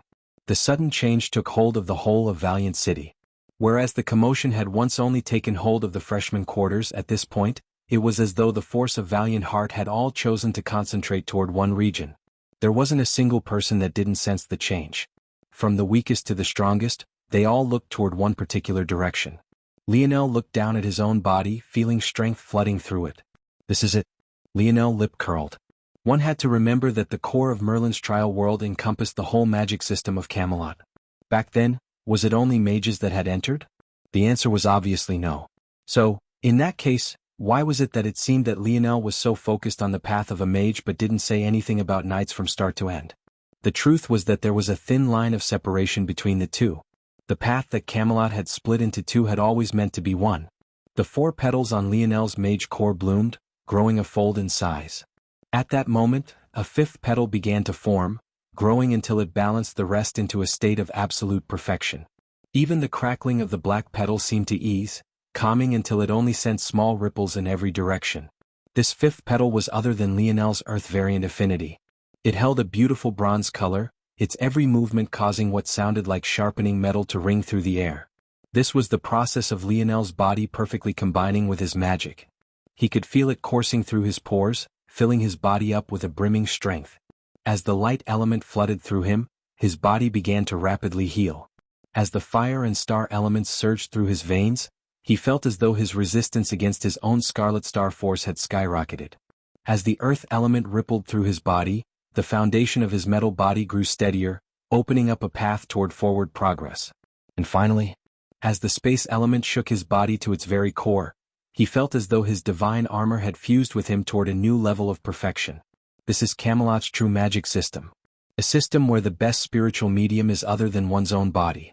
Lionel felt like he could call down the elements with a thought, fueling his actions with the force of the world. It was difficult for Lionel to concentrate his half-month of study into just a few words, but if he had to, it almost felt like he had turned his body into a lightning rod for magic. Whereas in the past he needed to use his soul force to draw force arts to call down the elements, he didn't need force arts to do so anymore. It was almost as though Lionel had gained an ability. However, what was scariest about this ability was that when Lionel consciously chose to draw force arts, not only would it be even faster than his already blazing speed, it would be tens of times more powerful. This was the true beginning of Camelot's magic system. Grand Heal. A pillar of golden light fell from the skies. It tore a path through the dorm rooms, leaving everything practically unscathed. The only change was that everyone who passed by this light suddenly felt lighter on their feet, like all their hidden injuries and worries had been washed away. Lionel took a deep breath, soaking up all the golden lights as though a drunkard. With just a single, grand heal, he had gone from 70% healed to over 80%. He cast it a few more times, feeling intoxicated. After the 6th, he finally managed to return to 100%. He felt his bones pop and crackle. He stood, the floors beneath his feet threatening to shatter. Having stepped into the true gate of this magic system, Lionel didn't even have to modify the spells he already knew to display combat prowess equivalent to the 4th dimension. This was how great a boost forming his mage core had given him. Even the simplest of spells had become exponentially more powerful. It's not quite enough to heal Coach, but I only need to focus on rebuilding the spell from the ground up to get the results I want. If I was a doctor, restructuring healing spells would be much easier, but unfortunately, as Lionel was lost in his thoughts, the commotion of force he had caused slowed until it was as though nothing had even happened. It was at that exact moment that a voice familiar to all the freshmen sounded once again. "Lionel, you scolding piece of trash." Lionel's gaze seemed to penetrate through the walls. He didn't like having his thoughts interrupted, and he would have already put up another silencing array had it not been for the fact he just heard his own name. "I heard your mother picked your last name out of a hat. Too bad she couldn't remember who her bastard kid's daddy was." Lionel's gaze went cold. Outside, Thetra's voice continued to boom. He had been shocked by the sudden shift in force, but he regained his confidence after it dimmed down. Over the past 2 weeks he had gotten more bold. Since Lionel was too scared to come out, what did he have to fear exactly? The best part was that he was also getting paid handsomely, and he didn't even have to yell continuously like he had in the past. Now he only had to say something every few hours, and he even got ample time for rest and play. His only task was to remind everyone that Lionel was a coward who didn't dare to do anything in the face of such insults. He was quite happy with this arrangement, even though he wasn't necessarily needed. By now, Lionel's face was plastered all over Valiant City in the form of a bounty parody. Even without him, people wouldn't forget. He took a swing of water, a wide grin on his face. "Did you know, Lionel? Everyone knows you as Leo the Cuck now. The bounty posters are everywhere. It's a shame you can't see them. It's alright though, every night when we fuck your girlfriend to sleep, she cuddles up with one in her arms." Thetra took another swing of his water, ready to shout out at the top of his lungs again, but his words were suddenly caught in his throat. He didn't know when, but a tall shadow had suddenly appeared before him. On the roof of a building not far away, Jerson's eyes shot open.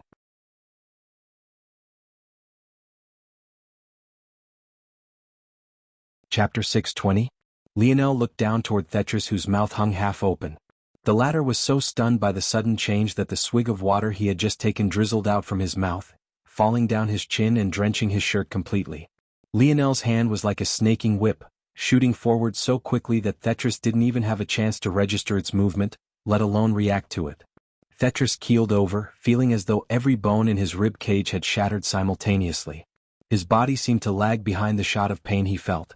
Time dilated, his body convulsing in a fit of pain before, only then shooting backward like a rocket. He crashed into a thick pillar, his spine warping. The freshman quarters fell into another bout of silence. Truthfully, over the past 2 weeks, they had learned to live with Thetra's voice. They had no choice in the matter. It was either they accept it or leave Valiant Heart entirely. None of them dared to deal with a person protected by a white belt, so how would they dare touch Thetra? The pillar Thetra had just crashed into was just one of many surrounding a community meditation square. It was meant to be one of the many tasked with helping concentrate force in this region. Though it was much worse than the personal meditation rooms, as freshmen who couldn't afford anything, this was the best they could do with. Knowing this, there was no surprise, then, that there weren't a small number of people present. Many of them had learned to ignore Thetra, so they hadn't seen the initial collision. But they had most definitely heard the end result. When they looked toward the direction Thetra had come flying from, they all felt their hearts skip a beat. Lionel was completely expressionless, but the energies around him seemed to be seething in rage for him. The wind around him was still, almost too still. But it was as though the world refused to regain its normal color.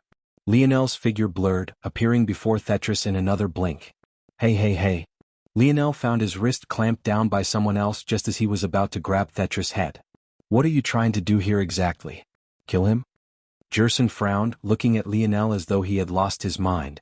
"If you were going to vent, don't you think it's a bit pathetic to wait until the true culprits have all disappeared just to take out your rage on a pawn? Are you even a man?" Jerson's disdain for Lionel boiled over. He couldn't help but feel disgust when he looked at this young man. He didn't know why Sale had asked him to protect him, but if he had to guess, it was because Lionel's family background wasn't simple.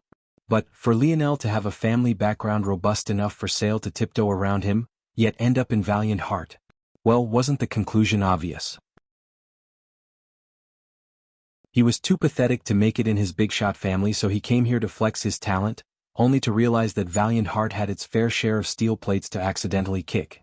The result was him hiding away in his little dorm room for weeks, only to come and bully someone far weaker than him. If that wasn't pathetic, then what was? It was clear that many agreed with Jerson's words. The freshmen remained silent in their places of meditation, but most of them agreed. Their looks of disdain alone seemed to make the atmosphere several times heavier. But what no one expected was for Jerson to have hardly finished his words before he suddenly found a knee approaching his chin. Jerson couldn't even react before he felt his jaw rattle. It was as though a steel club had swept up and through him. If it wasn't for the fact he had just shut his mouth, he would have bitten his tongue clean off. Lionel ripped his wrist out of Jerson's grasp. His fist cocked back even as Jerson's feet lifted off the ground. Flames suddenly erupted on his knuckles, concentrating to the point they formed a level of crimson that seemed reserved for hell. Bang! Lionel's fist collided against Jerson's chest. The latter flew backward, a trail of smoke and crackling flames following his trajectory. It felt like he had been before Lionel in one instant, but in the next he had collided with another pillar, blood flying from his lips. Jerson sank down, violently coughing. Unlike Tetris though, he didn't lose consciousness immediately. He landed on the ground, his face grimacing in pain, but the flicker of rage behind his gaze was palpable. Attacking a member of Valiant Hall, it seems you really have a death wish. Jerson growled, pushing his body up. At that moment, his blue eyes flickered with arcs of lightning. He stood, his body exploding forward with an impossible speed. But he lost track of Lionel almost instantly. When next he saw him, he found a palm closing in on his face. Lionel appeared to Jerson's side, his palm shattering the latter's nose. In that very instant, his fingers clamped down on Jerson's skull. His back flexed, his thigh bulging. Bang! The back of Jerson's head smashed into the ground. The stone tiles of the community meditation square shattered, shooting up into the skies in a rain of rubble. Jerson's eyes rolled back, their whites looking up into the sky. Lionel stood, his pace even as he walked back to Tetris. It was as though he had never fought Jerson to begin with, as though he never truly took the latter seriously. Just like that, in the blink of an eye, a promising youth of Valiant Hall, a genius who had already gotten promoted to a white belt, was defeated. Lionel kneeled by Tetris' side, picking up the latter by his hair to force their eyes level. Tetris teetered and winced, his consciousness fading in and out. He wanted nothing more than to collapse and forget the pain his body was in, but the more Lionel moved him around, the less of a chance he had at this dream of his. Start speaking or else I'm going to pin your headless corpse to this pillar.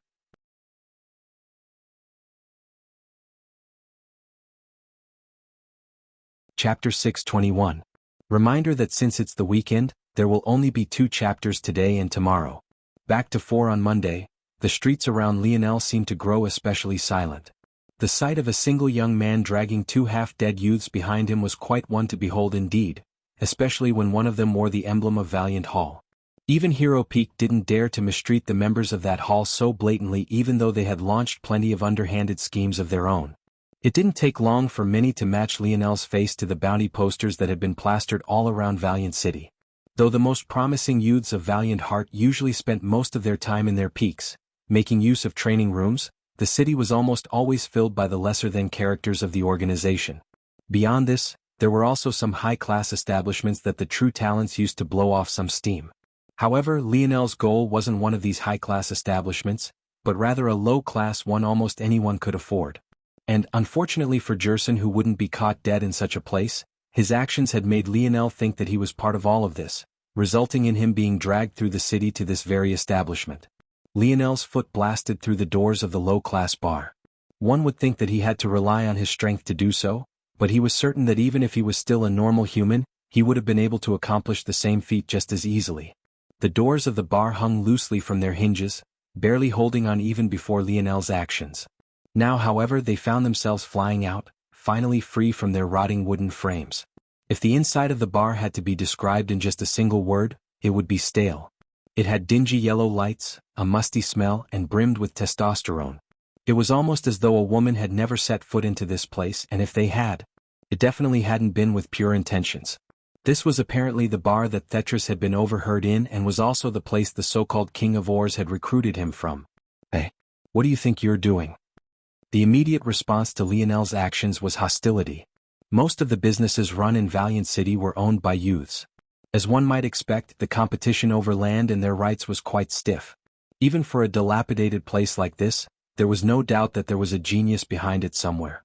Attacking a place like this was no different from slapping the face of a senior.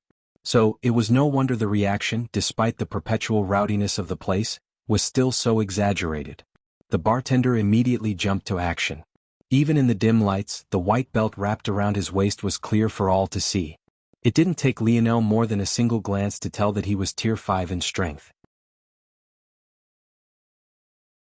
Not only was he Tier 5, but compared to the Tier 4s Lionel had originally defeated when he first stepped foot in this city, he was exponentially more powerful. However, even as he jumped over the counter, planting a single palm down as an anchor, Lionel only spoke a single sentence that stopped him in his tracks. "You're free to keep attacking, but in return I'll burn this whole place to the ground." Flickering flames danced across Lionel's skin. He looked no different from a flaming human, prepared to blast the small bar to smithereens. The bartender paused, his brow furrowing into a frown. He scanned Lionel up and down, eventually landing on the two he dragged by their hair. His pupils constricted when he recognized Jerson. White belt might have been the line of demarcation between freshmen and seniors, but there were obviously lines of division between them. Usually this was decided by time taken. The bartender had taken 3 years to promote to white belt. But all geniuses like Jerson took less than a single year. The fact that Jerson was in such a state made the bartender realize that he should be thanking Lionel, or else he would have ended up in the same state. He gulped, his body tensing. Even though the owner of this bar wouldn't have to fear Lionel by the time he got here for revenge, wouldn't he have already suffered the worst? Considering how little that senior cared about this place, why would he care about a small-time bartender? "Why have you come?" The bartender spoke, trying to maintain his calm. 2 weeks ago, Lionel said plainly. There was a senior who came here to recruit him. Lionel threw Tetris forward without a care for his injuries. Who is that senior and where is he? Lionel seemed to be asking a question, but his demeanor was so bitingly cold and his words so demanding that it almost felt like a statement. The bartender didn't even feel like not answering was an option. Sending a scared glance toward Tetris, a stream of memories immediately flooded the bartender's mind. But, when he realized the kind of information Lionel wanted, he froze. A cold sweat began to pour down his forehead, his fingers beginning to tremble. On one side there was the youth right in front of him, clearly uncaring about humiliating the senior who owned this bar. He was a madman and clearly nothing like the coward the Leo the Cuck posters painted him out to be. But, on the other side there was the King of Wars, a vicious man known as a snake by many. The kind of poisonous existence who had done any and everything to claim the wealth he had now. Not answering the question would cause this demon incarnate to come down on him. But, while answering it would save his life for now, what would happen when the matters of today returned to the ears of the King of Wars? It's just a simple math equation, don't you think? Like the voice of a reaper, Lionel's voice drifted into the bartender's ears. If you do answer, you'll anger just one man. But if you don't, he'll burn down this bar and beat you half dead. That way you'll enrage both me and your boss while eventually telling me what I want to know anyway. So what do you choose?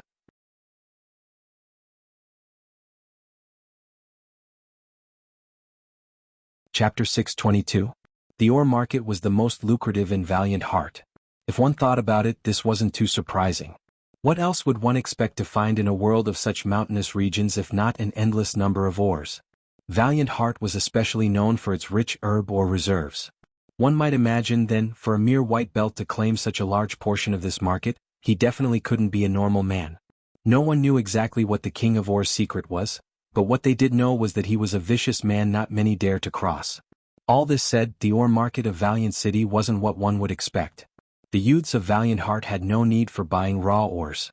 Aside from some crafter factions within their organization, sales rarely, if ever, ended up in the hands of the students of Valiant Heart.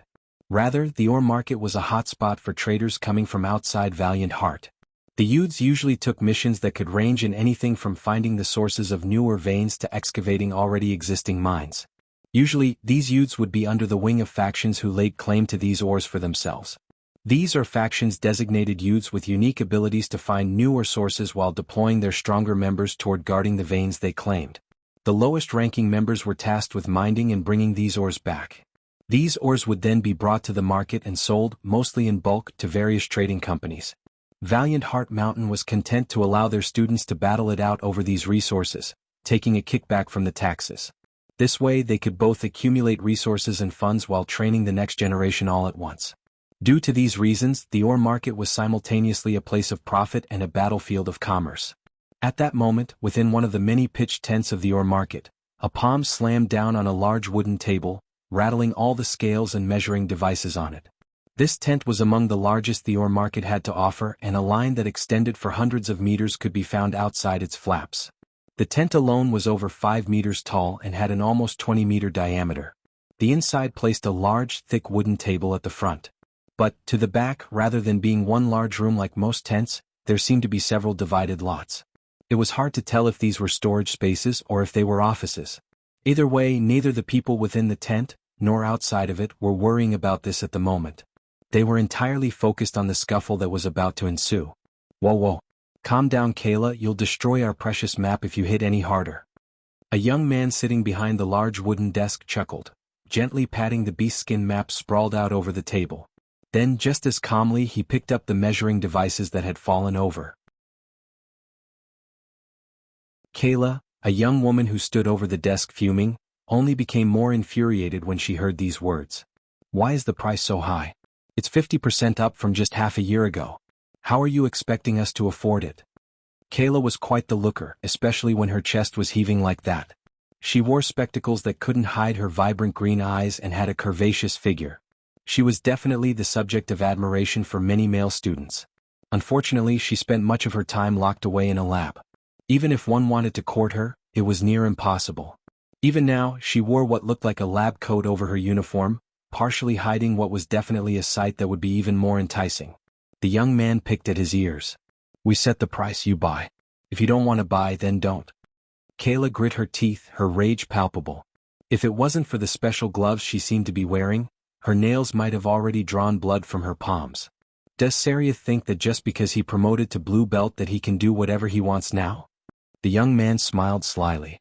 Yet, despite the fact he didn't give a verbal response, his entire demeanor seemed to scream. Yeah? And what are you going to do about it? They'll remember this well, Nigmir. Your King of Or's faction can forget about buying any crafts from my polished glass faction. The young man was stunned for a moment before he began to laugh uproariously. He laughed so hard that one would have thought that he had just heard the funniest joke in the world. He wheezed, only managing to calm himself after taking a large gulp of water. Almost immediately afterward, in striking contrast, his expression became bitingly cold. Do you see how many people are outside waiting to trade with us? Nigmir all but growled these words out. Your pitiful faction only comes here twice a year, so you have no idea that the prices have been like this for over a week already. Yet do you see any of them running away from it? You think you can use your weak trash of a crafting faction to pressure us? What is the best weapon you can even provide at your best? Tier 4? If I trade enough ores, I can lay hands on enough Tier 7 treasures to outfit every captain of the King of Or's faction. Who the hell do you think you are? Kayla glared back, matching Nigmir's gaze. At that moment, a hair scrunchie that kept her hair in a ponytail seemed to come alive, dancing with flames. But in the end she chose not to attack. She turned away, fury lighting her gaze. Owen, since you seem to like pressuring people, how about this? You can forget about buying ores from our market, period. Anyone who trades with you will now be an enemy of King of Or's faction. Nigmir's voice boomed, spreading across the whole ore market, drifting to the ears of everyone. Kayla's fists gripped tighter, her shoulders trembling slightly. But she didn't turn back as she continued to walk away. It was at that moment that a sudden commotion sounded from the outside of the tent. Stop. Can't you see there's a line here? Scram before I help you roll out of here. The only response was a muffled groan and a figure flying into the fragile fabric of the large tent, ripping another large hole open aside from its entrance. The entirety of the ore market fell into chaos.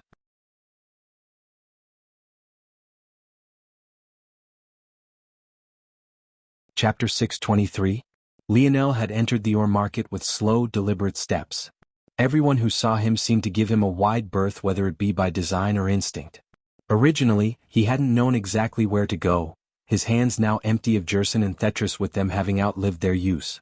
But Nigmir's shouts gave him an easy road map to follow. Since they wanted to roll out the red carpet for him, he would happily oblige. Nigmir shot up from his seat, a deep frown on his face when he saw one of their peacekeepers come flying through the tent's wall. At first, Nigmir thought that this was Kayla's doing. With her fiery temper, he didn't think that she would take this laying down. He had most definitely expected her to at least try to inform the elders of valiant heart. But, directly attacking was a foolish choice. It would only give them even more leverage when it came to the inevitable trial. Nigmir didn't think Kayla was this stupid. And as expected, when he turned to face her, she was just as surprised by the turn of events as he was. At that moment, a young man whose body danced with what looked like golden flames slowly made his way forward. His posture was casual, his hands even being in his pants pockets. Yet no one dared to approach him. The heat he was giving off was simply too much. Black belt? Nigmir was stunned. A mere black belt dared to make so much trouble? Not only was this brat a black belt, but he didn't even have a peak emblem on his belt either.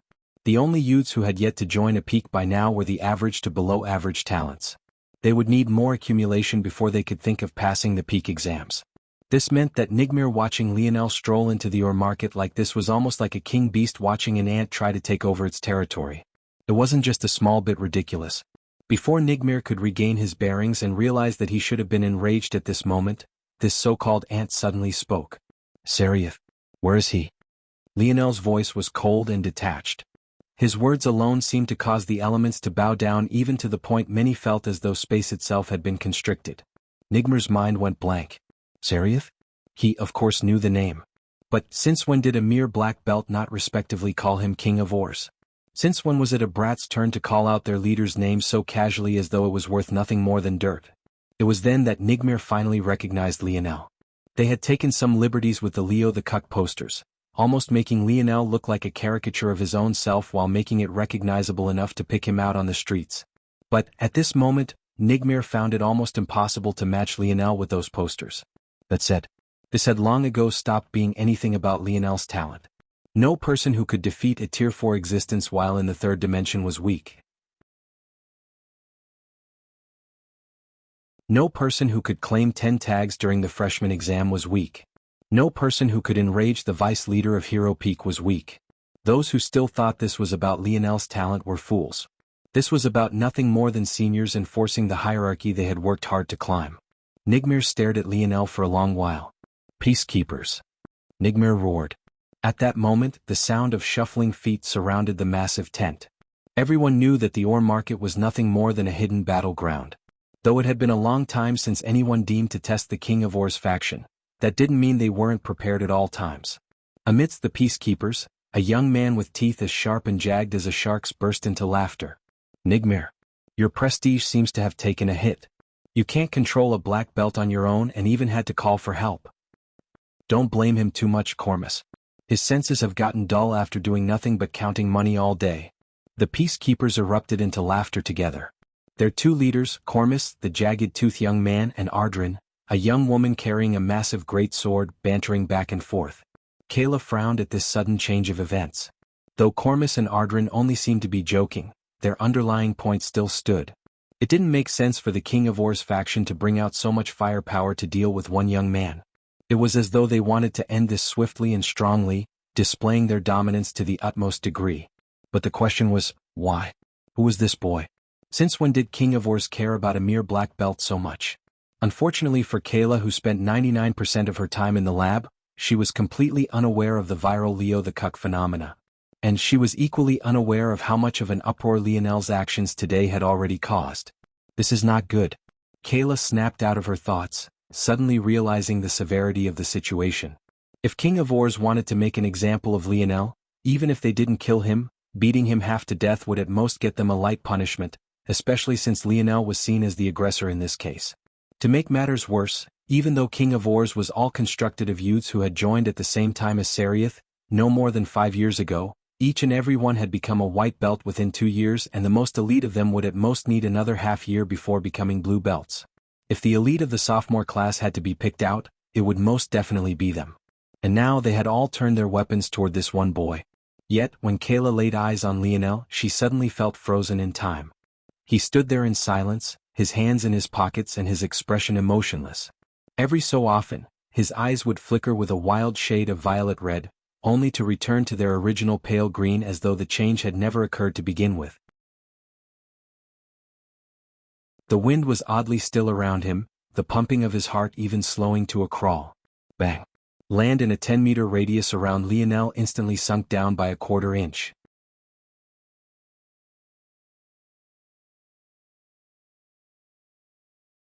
Chapter 624. The earth seemed to respond to Lionel's call. At that moment, bronze runes jumped to life all across his toned torso, a halo of light appearing about his head. But this time something seemed different. Black sparkling energy, radiant golden light, glimmering soft blue brilliance and a raging inferno of crimson followed the path of his runes, fusing with his body as though they had always been there. In the blink of an eye, over 80% of the peacekeepers fell face first into the ground, facing a level of gravity they had never experienced before. Even those who managed to remain standing found it difficult to stop their knees from trembling. Many innocents were caught in the crossfire, namely those who had been waiting to purchase ores of their own and even Kayla who had been thinking of helping Lionel. But at this moment the youth didn't seem to care. Lionel could feel the ground beneath his bare feet. Well, he had always been able to, and this only became easier after he began to wear Valiant Heart's uniform. But at this moment, it almost felt as though the world was in the palm of his hands. He could feel it. Even without summoning a force art, controlling the earth was as easy as thinking it. The instant he thought it, numerous earthen chains shot out for the group, shooting toward every peacekeeper present. Those that had been on the ground didn't have the time to react. In the blink of an eye, their limbs were wrapped and locked, their faces pressed so hard into the ground that they even found it difficult to breathe. Cormus, Ardrin and Nigmir reacted quickly, the first and the last jumping high into the air while Ardrin swung down her heavy sword, bashing the ground beneath her apart. The white tent collapsed, everything that was once inside it falling to the ground in a bloom of dust. However, that had only been the beginning. A pillar of earth formed beneath Lionel's feet, rising 2 meters into the air. As though it was an artillery unit with a mind of its own, a rain of earthen arrows began to fly out from within it, aiming toward Cormus and Nigmir who had both jumped into the air. Unable to dodge, Cormus growled, baring his sharp teeth as a tough, leathery gray skin instantly spread across his body. The bones in his knuckles grew out, piercing through his skin and forming gloves of white that shimmered with a glossy finish. He rained a hail of fists forward, displaying much more power than he should have been able to mid-flight. Nigmir's reaction wasn't slow either. An illusory pair of greenish wings appeared to his back, his body becoming wrapped in a typhoon of wind. With a single flap, a violent, surging tornado tore the earthen arrows apart. Bang, bang, bang. Cormus landed on the ground and instantly shot for Lionel. By that point, Ardrin had done so as well. Her speed was much slower than Cormus, but their teamwork was impeccable. Their timing was so on the nose that they both reached the base of Lionel's pillar in unison, the latter jumping into the air again with a rain of fists and the former swinging her heavy sword with every intention of cutting the pillar in half. Nigmir stood in the air, a whirl of wind around him. He brought his hands together, his lips beginning to move in a silent chant. The more words he spoke, the greater the winds around him seemed to become. It grew more and more dense, the illusory green becoming almost solid as time went on. The wind gradually coalesced, forming a vibrant ivory armor around him. His hand grabbed out, causing an ivory lance with a length of over 4 meters to appear in his palm. The sky whimpered and wavered as he shot downward, his gaze flickering with thoughts of violence. At that moment, Cormus' fist reached Lionel even as the base of the latter's pillar was cut across by Ardrin. However, Lionel didn't even react. Cormus found his fist smashing into Lionel's chest, a bloody grin on his face. Bang! Cormus' face twisted. In that split instant, he looked up to meet Lionel's indifferent gaze. The man stood above him, his hands still in his pockets. In fact, it didn't even look to Cormus that Lionel was actually gazing upon him. Rather, it felt like he just happened to be in his line of sight. Nothing more, nothing less. An audible crack sounded. The bones that covered Cormus' fists fractured and shattered, causing a roar of pain to leave his lips. Ardrin, who had just severed Lionel's connection with the earth and sought to take advantage of the moment, was caught off guard by Cormus flying back toward her. She sidestepped, gritting her teeth and ignoring her teammate for the moment in hopes of still getting to Lionel. But what she didn't expect was for the pillar she had just cut down to suddenly shoot into the air, taking Lionel alone with it. Bang! Cormus landed heavily on the ground, his entire arm feeling as though it had been shattered into a million pieces. Lionel rose his foot, his gaze locking onto Nigmir who was swooping toward him with lance in hand. Nigmir's expression changed, but it was already too late. Lionel lightly lowered his foot, a ripple spreading across the pillar beneath him. What once was a pillar of more than 1.5 meters tall was suddenly left with nothing more than a small disc beneath Lionel's feet. The rest of it? Plunging down toward the ground, directed toward a horrified Ardrin and Cormus. Boom. The two peacekeepers were instantly buried, their life and death completely unknown. The collision was so violent that even if there were cries of agony, it wouldn't have been heard over the loud, cacophonic ripple of the earth. The ground quaked and splintered, cracks spreading like wildfire all through the market. Lionel stood in the air upon his thin disk of earth, his hair violently flying about. A dense fog of violet hung around him, his body singing as it brimmed with overwhelming strength. The synergy between Lionel's metal synergy lineage factor and Camelot's magic system was completely beyond even his expectations. But now the King of Or's faction had to accept the brunt of this surprise. Nigmir came to a grinding halt, his body quaked with rage and the wind around him kicked up a violent storm. The clouds above him seemed to react, becoming a churning swirl of white hanging in the skies.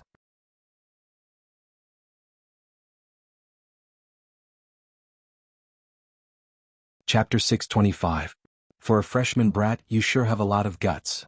Nigmir's voice seemed to be everywhere, being carried by the wind to all corners. If Lionel didn't know better, he would have thought that he had cloned himself. Since someone has yet to teach you your place, let it be me. Nigmir's 4-meter-long lance trembled, a tempest of wind kicking up and concentrating around its shaft. In one moment, it looked no different from an enormous lance. In the next, it had become a drill bit, tearing through the skies with a momentum that would send a cold shiver down anyone's spine. Nigmir's arm flexed. In that instant, a cone of rotating wind shot through the skies. It was impossibly fast, crossing a distance of 100 meters in what felt like a blink. Lionel's gaze narrowed, a deep black force flickering around him. His body vanished, reappearing just a meter to the side. The cone of wind shot by, causing the merchants below to scatter. It tore through the ground, burrowing through the earth. The force was so concentrated and controlled that not a single crack appeared outside the hole. However, even with that being the case, the cone shot through at least 10 meters of ground, and might have had no intention of stopping had it not been for Nigmir's force running out. Lionel's expression looked at his arm. Numerous shallow cuts had torn into his skin, some of which even drew blood. His gaze shifted back to the hold in the ground, flashing with a hint of something unknown. It had to be known that Valiant Heart was a fifth-dimensional world. Even though it was nowhere near the most powerful fifth-dimensional worlds it still had a very sturdy construction. Any attack that could affect change in its landscape was a powerful one. Lionel himself, despite how overwhelming his current strength seemed, was also very limited. At that moment he could only control the elements in a 10-meter radius around him, and even then, it required much more effort than it had on any fourth-dimensional world he had ever been on, especially since he wasn't a natural citizen of this world. For Nigmir to be able to display such prowess. Nigmir's arm flexed once again. This time his attacks became like a blur, raining down an avalanche of spiraling cones. They whistled through the air, screaming with an ear-grating harshness. Kayla's eyes widened. He's gone insane. Run. What are you all still doing here? Kayla roared. The merchants, even if they didn't have guards, were often well versed in the art of self-protection. And those that didn't had most definitely heavily invested in protection from outside sources. But they were ultimately still small-time merchants. The true elite merchants wouldn't be trading with what effectively amounted to college kids. Or more accurately, they wouldn't be waiting in line to do so. If these fools didn't run, a few really might die. Lionel seemed to have had a sense of propriety in his actions outside of what he had done with his gravity field, but Nigmir didn't seem to care even the slightest bit. Lionel drifted through the skies. Every time he appeared again he would only shift a single meter in any direction, but with his calculative abilities, he was able to make use of this single meter as though it was an endless lifeline, shifting through Nigmir's barrage with an almost practiced ease. However, Nigmir didn't seem to care in the slightest, a savage expression lighting his face. The wind in the surroundings seemed to only grow more and more volatile. With each spiraling cone of death, the situation only grew worse. Outside the scope of the battlefield, a violent tempest was being kicked up. If a normal human had been in such a situation, even just walking around would have been impossible. Tents went flying, dust clouds kicked up, and even keeping one's eyes open became an impossible task. Wind style. Hurricane paradise. Nigmir's voice covered the skies. Kayla's expression changed. This madman is using a style on a freshman? However, what Kayla felt next made her close her mouth. If using a style on a freshman was shameless, then what could this be called? Nigmir peered down from above as though a god. He watched Lionel continue to dodge, his lip curling with disdain. Four Seasons Realm. Spring Storm. At that instant, what once were violent, uncontrollable winds became even more so. The entirety of the ore market seemed to have become Nigmar's domain. Do you think that what you saw before was the extent of a senior's prowess? We went easy on you before, but it seemed that you didn't take our kindness to heart. So, today I'll show you the difference between a brat like you and the elites of the King of Ore's faction. Nigmar was truly an elite amongst elites. Not only had he mastered a style, but he had also comprehended a season of the Four Seasons realm even to the point of perfectly fusing it with his style. This wasn't a simply additive change to his strength. The combination of his style and his spring realm was no weaker than if he had comprehended the entirety of the Four Seasons realm through second-hand means. If he mastered a second season realm that perfectly fused with his style, he would even be able to match up to someone who had self-comprehended one or two seasons. The clouds above reacted to Nigmar's call. The scent of spring hung in the air, the almost metallic scent of wet grass assaulting the senses. Nigmar rose his arms into the skies as though basking in his own glory. The tempest of wind seemed to only grow more and more powerful, the strands of green illusory air becoming like whips lashing through the skies. Nigmar opened his eyes once more, his body brimming with strength.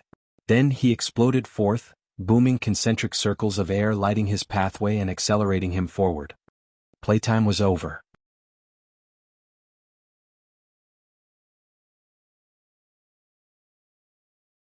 Chapter 626. Lionel watched as Nigmar shot forward. To everyone else, it looked as though it was effectively teleportation. Nigmar had almost instantly reached speeds of several hundred kilometers an hour. At such a speed, the mere 100 meters or so separating them might as well have been teleportation. But in Lionel's mind, this might as well have been a snail's crawl. This wasn't because Lionel was faster.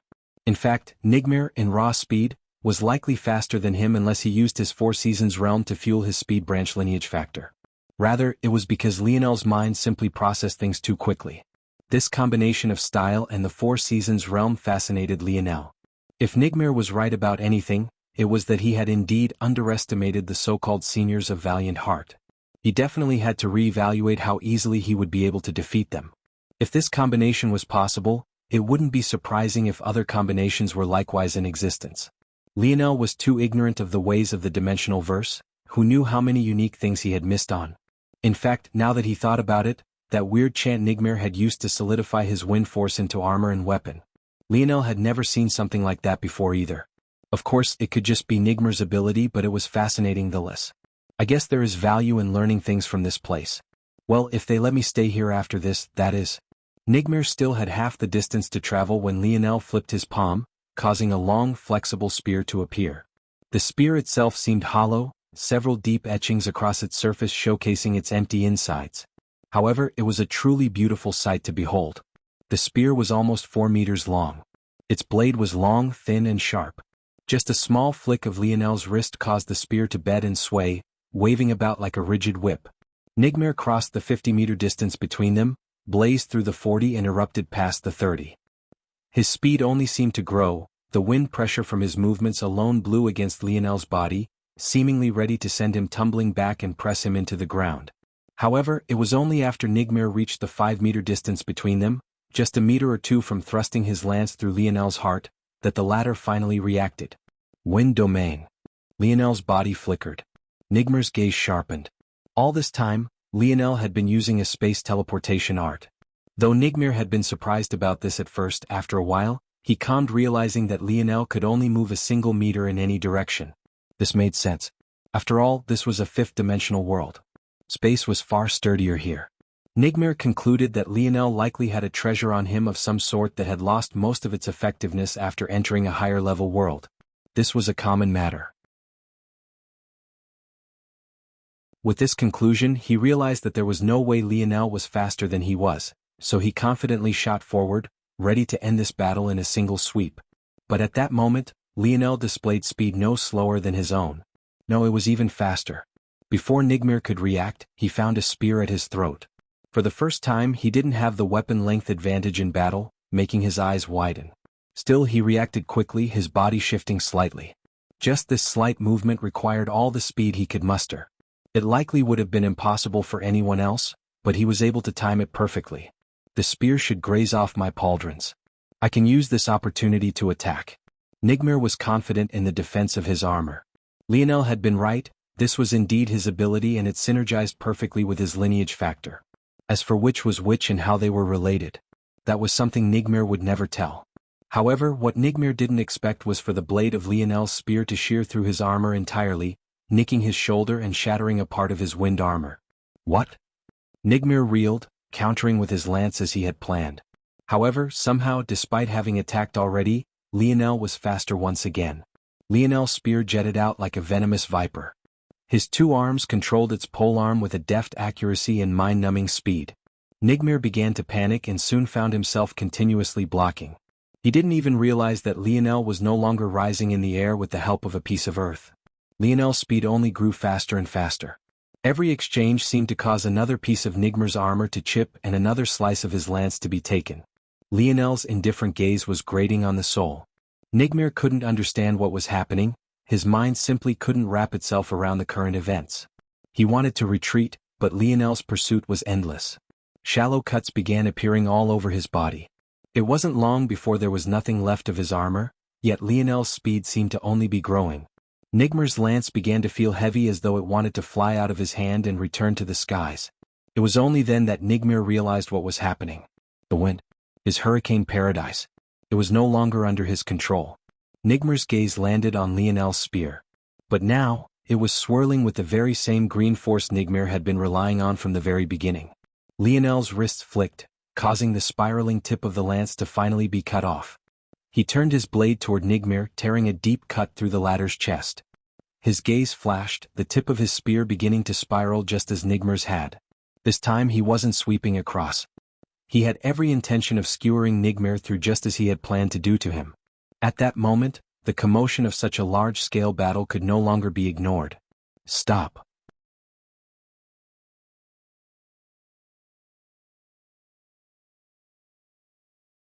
Chapter 627. Lionel's spear didn't pause, shooting through Nigmir's chest without the slightest halt in momentum. Nigmir looked down, stunned, unable to grasp what had just happened. Even though he could feel that Lionel had deftly avoided all of his most vital points, the pain that shot through him was not fake.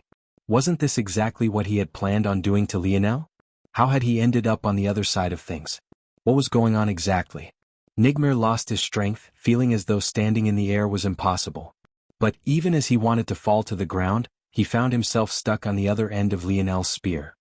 His body bowed and swayed, following the movement of the flexible spear, but he never seemed to dip down far enough to slip off. Lionel's gaze shifted downward, only to find a squadron of Valiant Hall members led by other than Sail making their way forward. Looking at the carnage, Sail felt as though her head was going to explode.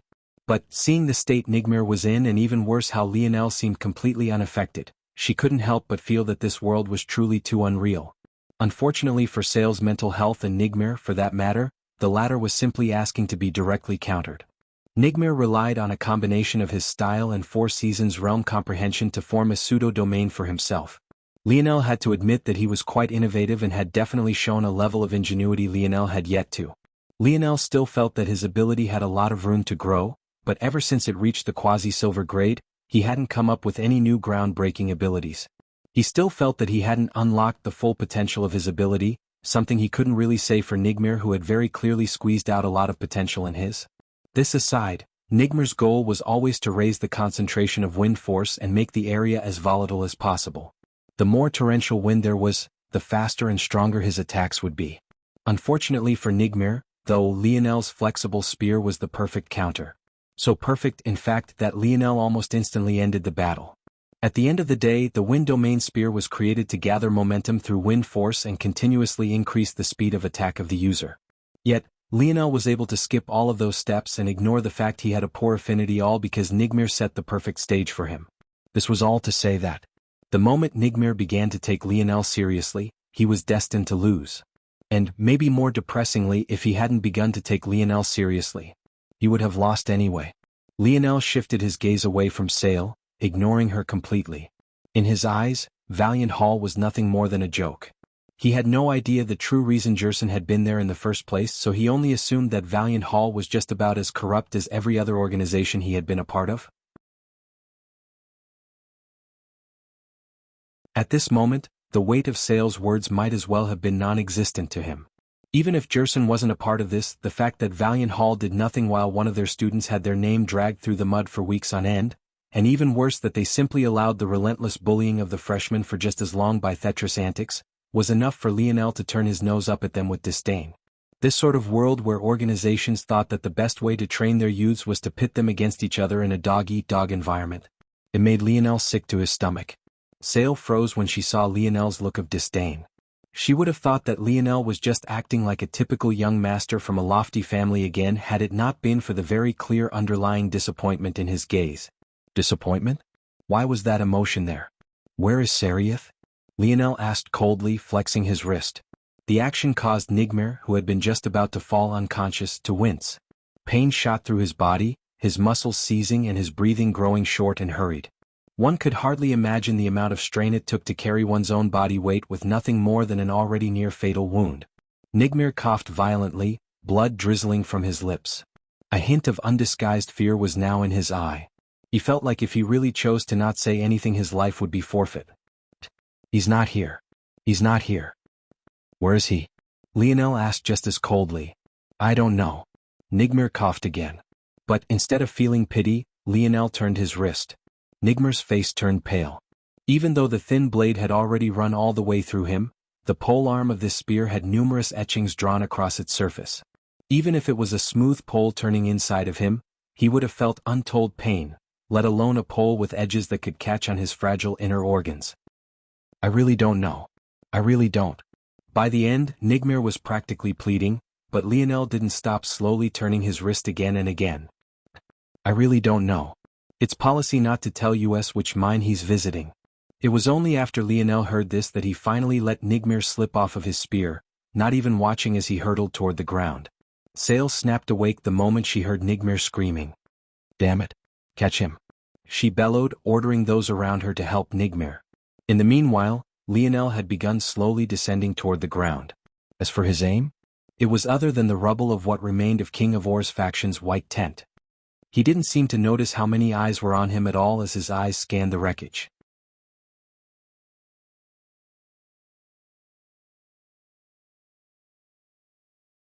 Chapter 628. Lionel used what remained of his wind domain's momentum to blow the white tarp away, leaving behind what looked like a garage yard of scrap metal and splintered wood. Nigmir was finally caught by one of the Valiant Hall members, and now many were looking towards Sale to figure out what to do. But the young woman suddenly felt stifled. She had come here after receiving reports on what happened to Jerson, but the investigation led to a matter she had no idea how to deal with, especially since Lionel was involved. To make matters worse, while her own prestige and that of Valiant Hall was on the line, Lionel had completely turned his back to them as though they were worth nothing in his eyes. Sale grit her teeth. Help the others. The Valiant Hall squad members looked at her in confusion. Were they really not apprehending this brat? What was going on here? Can't you see how many of them are buried beneath a pile of rubble? Are you going to take responsibility when they all die? Sale held on to her final lifeline. It was only then that those around remembered that Cormus and Ardrin had been buried beneath a pillar of earth, their life and death completely unknown. They had almost forgot how terrible this matter could become. Lionel found what he was looking for and pulled up a beast skin map. He had seen through the flap opening earlier. Obviously, this had happened before he sent one of the peacekeepers flying. But with Lionel's memory, that split moment was all he needed. He spread the map out with his hands, scanning through it. As expected, there were no small number of mines marked on this. The territories of the King of Or's faction, along with their competitors, were all marked out. Of course, Lionel knew that the most valuable mines were most definitely not marked on this map. Seriyth's caution was made obvious by the fact he didn't let anyone know which mine he was traveling to. However, even still, there were more than 20 mines marked here alone. Lionel memorized the map with a single look, then incinerated it. As for whether the King of Or's faction needed it or not, who cared? After he was done with that, Lionel flicked a finger. At that moment, a large swath of ores shot up. With a single look, Lionel could tell that all of this wouldn't fit in his spatial ring, which had shrunken in size considerably since coming to this world. And it definitely wouldn't be convenient for him to carry it around like this. Unfortunately, Lionel had left the segmented cube with Aina. And since she hadn't reacted to all of this, in all likelihood she had her head down training just like Lionel had for the past half-month. In fact, if it wasn't because his mage arts had shattered during his breakthrough and he had happened to hear Thetra's voice, Lionel likely wouldn't even be here. Lionel could use a few of the snow globes he had kept in store for himself just in case he would have need of them. But he decided on doing something different after a moment of thought. Lionel's gaze shifted and it happened to land on Kayla. "You want these?" Kayla was startled. "I." Lionel's hands spread out. A portion of the ores went to Kayla while the rest spread out to the merchants who had gotten caught up in the battle. In an instant, a small fortune's worth of ores was given out for free. Lionel kept a large portion for himself, putting it all into his ring without a care. Then he turned to leave. His destination? Well, wasn't it obvious? He was going to destroy every one of the mines on that map. One by one. Lionel. Wait. Sale grit her teeth. She finally couldn't continue to watch what was happening. For one, even though it seemed like this business was entirely owned by King of Or's faction, this couldn't be further from the truth. Over 80% of this world was owned by Valiant Heart Mountain. This was obviously the same for the mines. Every ore was the property of Valiant Heart. King of Or's faction was only selling them on behalf of the organization and taking a cut. They would then need to pay taxes to Valiant Heart depending on their sales, and this amounted to upwards of 70%. Beyond this, there was a reason that of the ores Lionel had picked out were of the 5th dimension. In fact, there wasn't a single tier 7 or and above either. All of these were exclusively sent to Valiant Heart's founding peak. In fact, students weren't even given jurisdiction over or mines that could produce such high-level ores to begin with. And, in the rare cases they stumbled upon such treasures, they were obligated to report to the organization in exchange for some compensation. This was all to say that while it looked like Lionel was stealing from Seriath, he was, in fact, stealing from Valiant Heart Mountain. Everyone else seemed to be aware of this with the exception of him, which was why the reaction of the merchants hadn't been too excited. However, that didn't stop a few of them from taking advantage of the chaos to embezzle a few for themselves. You. Sale's words were caught in her throat, especially since Lionel didn't even stop to listen to her. Those ores. They're the property of Valiant Heart Mountain, not the King of Or's faction.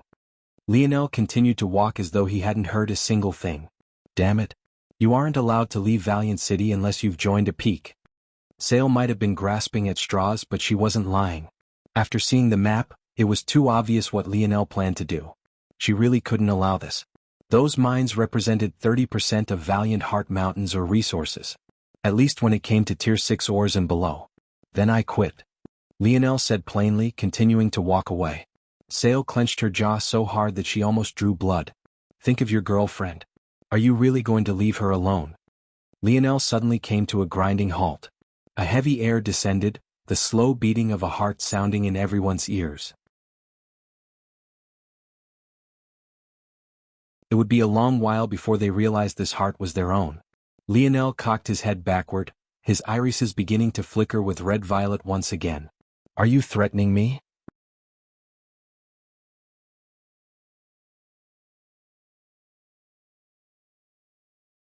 Chapter 629. Sale froze. That wasn't what she had meant at all. All she was trying to say was that if Lionel left now, it wasn't exactly easy for those not of Valiant Heart Mountain to see peak students. Unless Aina left on her own accord to go and see him, it would likely be a long time before they could see one another. But, after several weeks of observation, it was clear that they often got lost in their own worlds. In fact, part of the reason Sale hadn't intervened with the Leo the Cuck posters was firstly because she was busy with her own matters and hadn't even been aware of it until recently, and secondly because so much time had passed since the initial action versus when she found out that she thought Lionel simply didn't care about any of it. Sale couldn't figure out where everything went wrong. She thought that she had been as accommodating as she possibly could be. Was it her fault that the higher-ups had chosen to keep his identity under wraps? Was it her fault that Hephaestus felt his authority had been subverted? Was it her fault that Lionel offended Hero Peak so severely that even those of the peak that hadn't been involved previously, like Seriath, had chosen to get involved? None of these matters were her fault. She was trying to make do with a situation that only seemed to become more volatile with every passing day. Seeing the expression on Sale's face, Lionel finally frowned. He knew Sale's strength. He had experienced it personally. If she wasn't already in the 5th dimension, then she was very close. One only needed to look at the violet belt around her waist to understand this. Lionel had seen it too many times. When people of this level of strength acted, it usually had very little to do with logic. Just take Hephaestus for a moment. Was it really about Lionel's lack of talent? Of course not. It was never about that. Once again, anyone who thought such a thing was nothing more than an absent-minded fool. What had exactly happened that day? If one thought about it, Hephaestus hadn't even insulted Lionel. Rather, he insulted the 4 youths who failed to climb up the mountain pass and ignored Lionel. Lionel hadn't even been on his radar. One might think this was a version of underestimation, but this was a level of arrogance that shot past narcissism. Who was Lionel that he deserved to grab everyone's attention just by standing there? As far as Hephaestus was concerned, Lionel was just a person who hadn't taken the mountain pass challenge. It wasn't until he stated that Aina would be the only student they took in, and she then proceeded to challenge him on this fact, that he became enraged. Once again. From beginning to end, it had little to do with Lionel's talent. If it was about that, the moment he defeated those 3 floor sweepers, he would have been admitted. This was about nothing more than authority. But it was exactly all of this that made Lionel's aura suddenly deflate seeing Sale's reaction.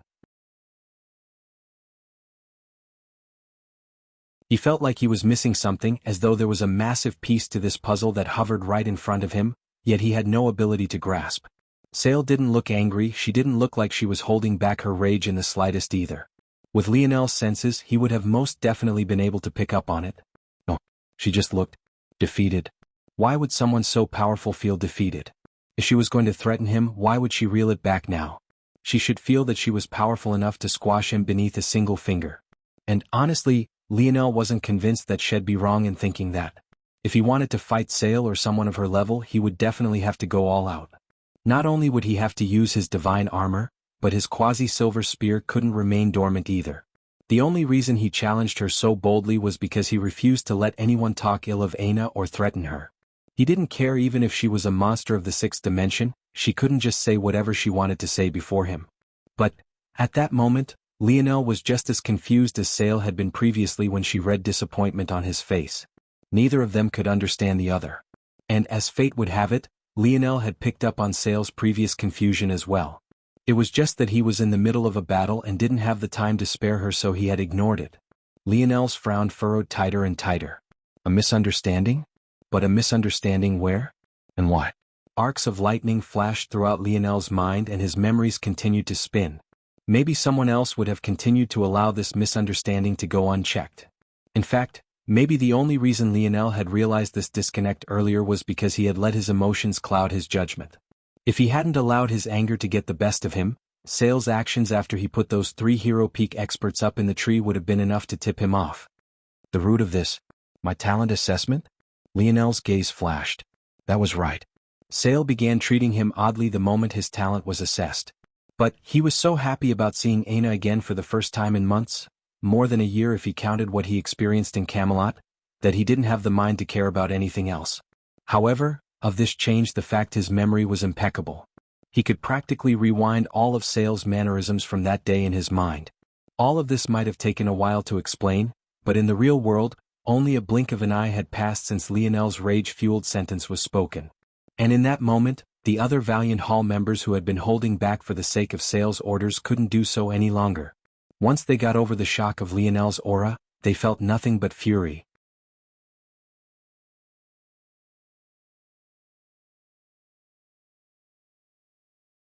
Chapter 630. I can't take it anymore, Sale. This brat needs to be taught a lesson. Not a small number of those who had followed Sale to this place took a step forward. First, their junior had been beaten half dead to the point his eyes rolled to the back of his head. Second, even after they appeared, Lionel dared to strike a near-fatal blow on a senior of his. And third, he was now blatantly threatening their captain. Wait. Sale tried to step forward to stop things again, making another effort. That's enough, Captain. I know you have your reasons for acting like this, but I don't give a damn what special background this brat has. Well, take the heat for you. Growling, several members of Sale's squad stepped forward, glaring at Lionel as though they were a pack of wounded animals. They wanted nothing more than to tear him limb from limb. Lionel had been absent-minded, still trying to put the pieces together when he heard those words. Background? What do? Lionel's eyes flashed with a bright arc of lightning. It almost seemed to manifest itself into a spiraling whip, beating against his mind for taking so long to come to the proper conclusion. Is this about Earth? No, if Terrain could just attack us because they felt like it without any sort of intervention, that should be impossible.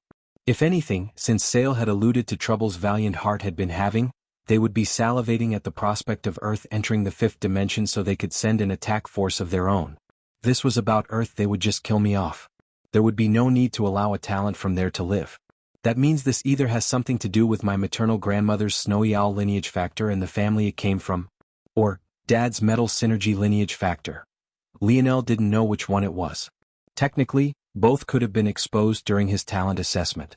Now that he thought about it, Sale didn't read his results aloud back then either.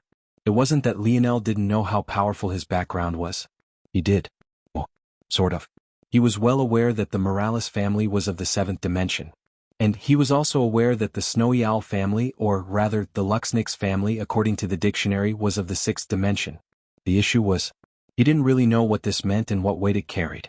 He was like a baby carrying around a shotgun, having no idea where the trigger was or what kind of backlash pulling it would have.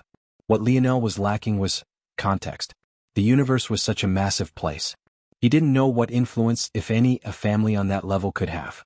This might sound silly, but think about it for a moment.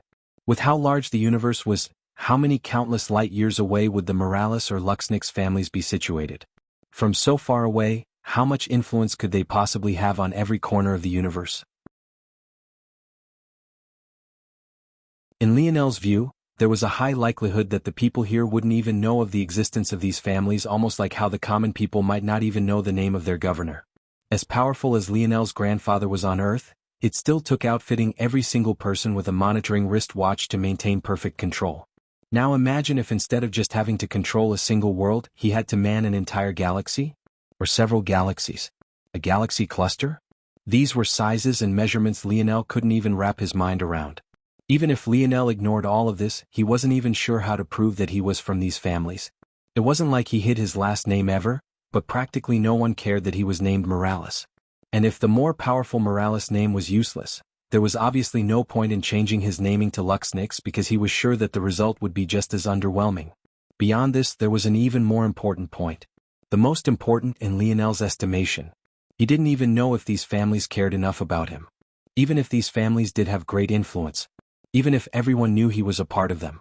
Where was the guarantee that this would mean anything? He had no idea if these families would even accept him at all. From what he knew of Aina's backstory, her mother was executed while she and her father were expelled from the Brazinger family. And why did all of that happen? All because her mother wasn't of a particular bloodline. Lionel had no reason to believe that these higher-level families weren't even stricter. Why else would his father raise him on the much weaker Earth? Why else would his mother vanish like that despite the loving eyes she used to look at him? This was the only explanation Lionel could come up with considering the limited information he had. So, why would he trust this background of his at all? Stop. Sale blocked the path between her squad and Lionel. If you all defy my orders one more time, I'll really get angry. Sale growled. Though her heart felt warm, these little fools were in over their heads. This was a seventh-dimensional family they were talking about. What did they mean by take responsibility? Did they think the Morales family would only take them? With their strength, they only needed to send one sixth-dimensional monster to annihilate their entire world. No, that was just foolhardiness on Sale's part. Just look at Lionel's strength. Maybe it would only take one of their fourth-dimensional geniuses to uproot their organization entirely. Everyone thought that Lionel was a reject from his family, but Sale knew quite well how rare it was to awaken both of the Morales family's lineage factors. Not only was Lionel not a castaway, he was probably the topic of hot discussion over there. He, under no circumstances, could be allowed to shed all pretenses with them. Lionel snapped out of his thoughts, his gaze locking onto Sale's back view. Sale turned to face Lionel, her face flickering with all sorts of emotions. "Can we talk?" she finally managed to eke out, almost pleading.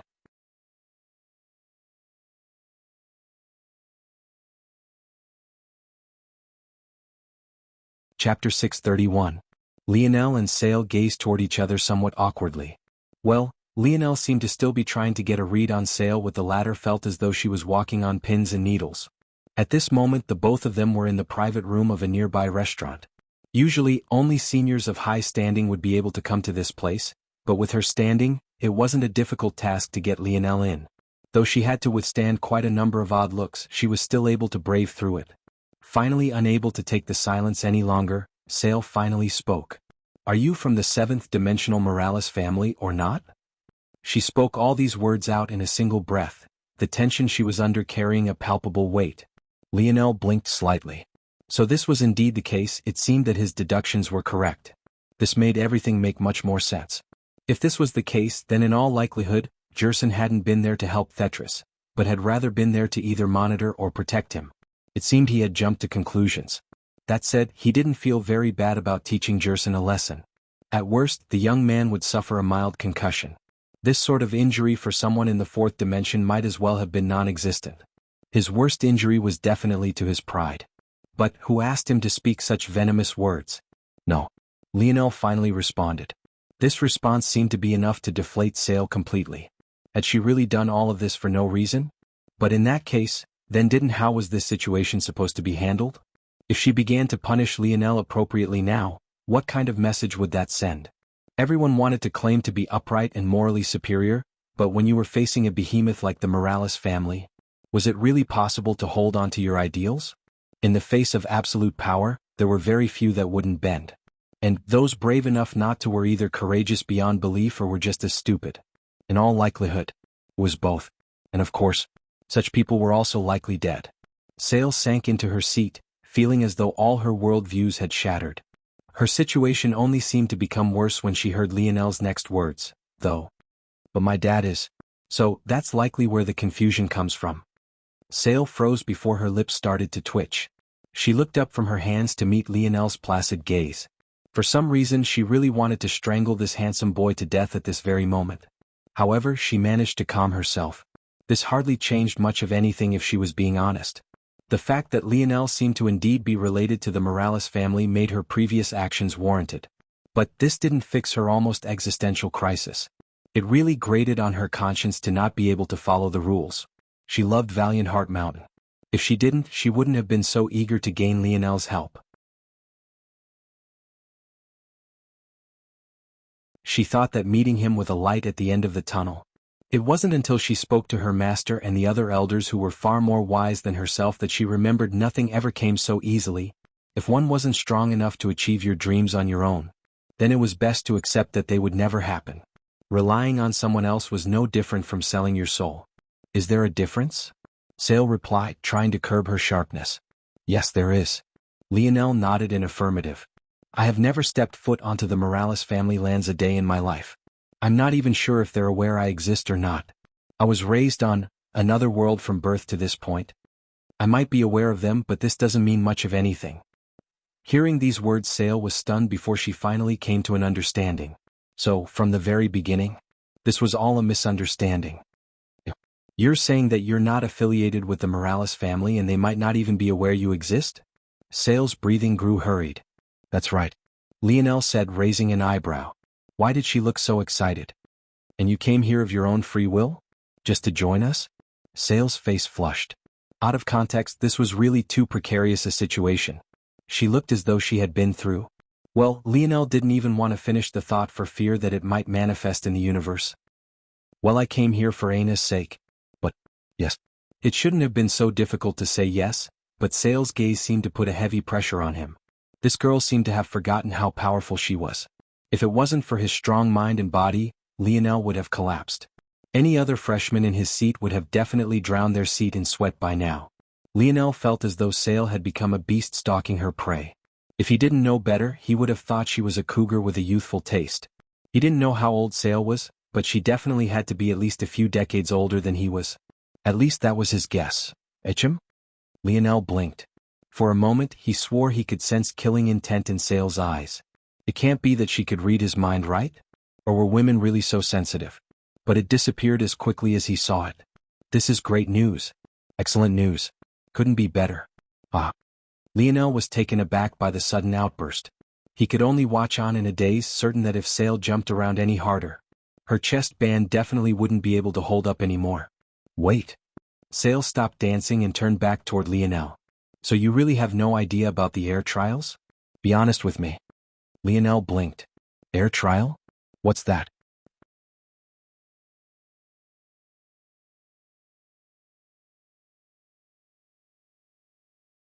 Chapter 632? Hearing this, Sale was stunned for a moment before she sighed and sat back down again. To think, she mumbled to herself. This was the real cause of all this trouble, but you weren't even aware of it. Sale kept shaking her head as Lionel waited patiently. It seemed he had much more fortitude than she did. The air trials are the reason we were so cautious with you. Sale finally looked up. In fact, the air trials are the only reason we even know of your existence in the first place. Usually, seventh-dimensional organizations are way too far out of our reach. As far as we know, they're the pinnacle of the universe. But then again, that's just our limited knowledge. There might very well be an 8th or even 9th dimensional existence, maybe even 10th. We have no way of knowing. However, our Valiant Heart Mountain has records of your Morales family's air trials because of how unique they are. I stumbled upon a record of one of our ancestors from several generations ago. According to him, he got the chance to participate as a friend of someone who, I assume, is one of your ancestors. He speaks of this experience as being one of his fortuitous encounters, and it's even because of this that we were able to lay claim to 70% of the Valiant Heart world. In the past, we barely had control of even 20%. Lionel continued to listen quietly. That said, while the ancestor said this had been a great opportunity, it was simultaneously a terrible thing as well. If all he received was benefits, let alone 70%, even 100% of the Valiant Heart world would be in our hands. Don't look down on this.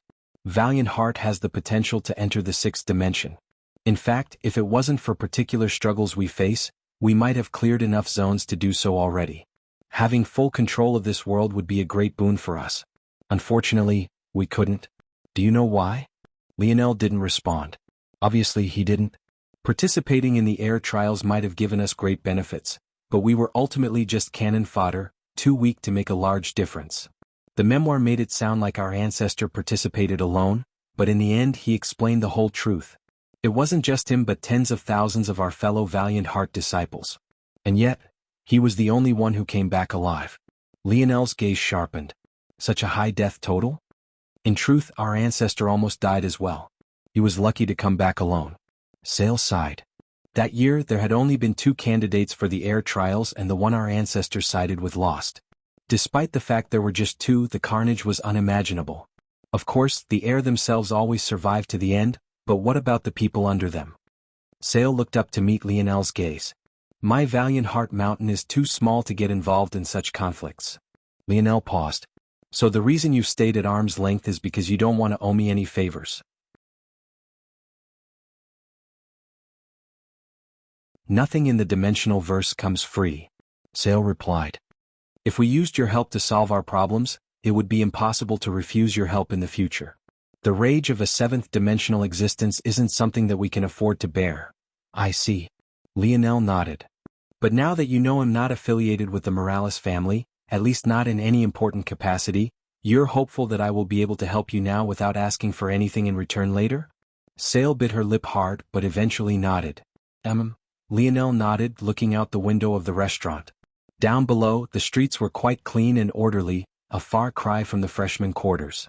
Everything seemed prim and proper. There was just a single thing out of place. A picture stapled to a pole light that carried the face of someone easily recognizable, having the words Leo the Cuck written across the top.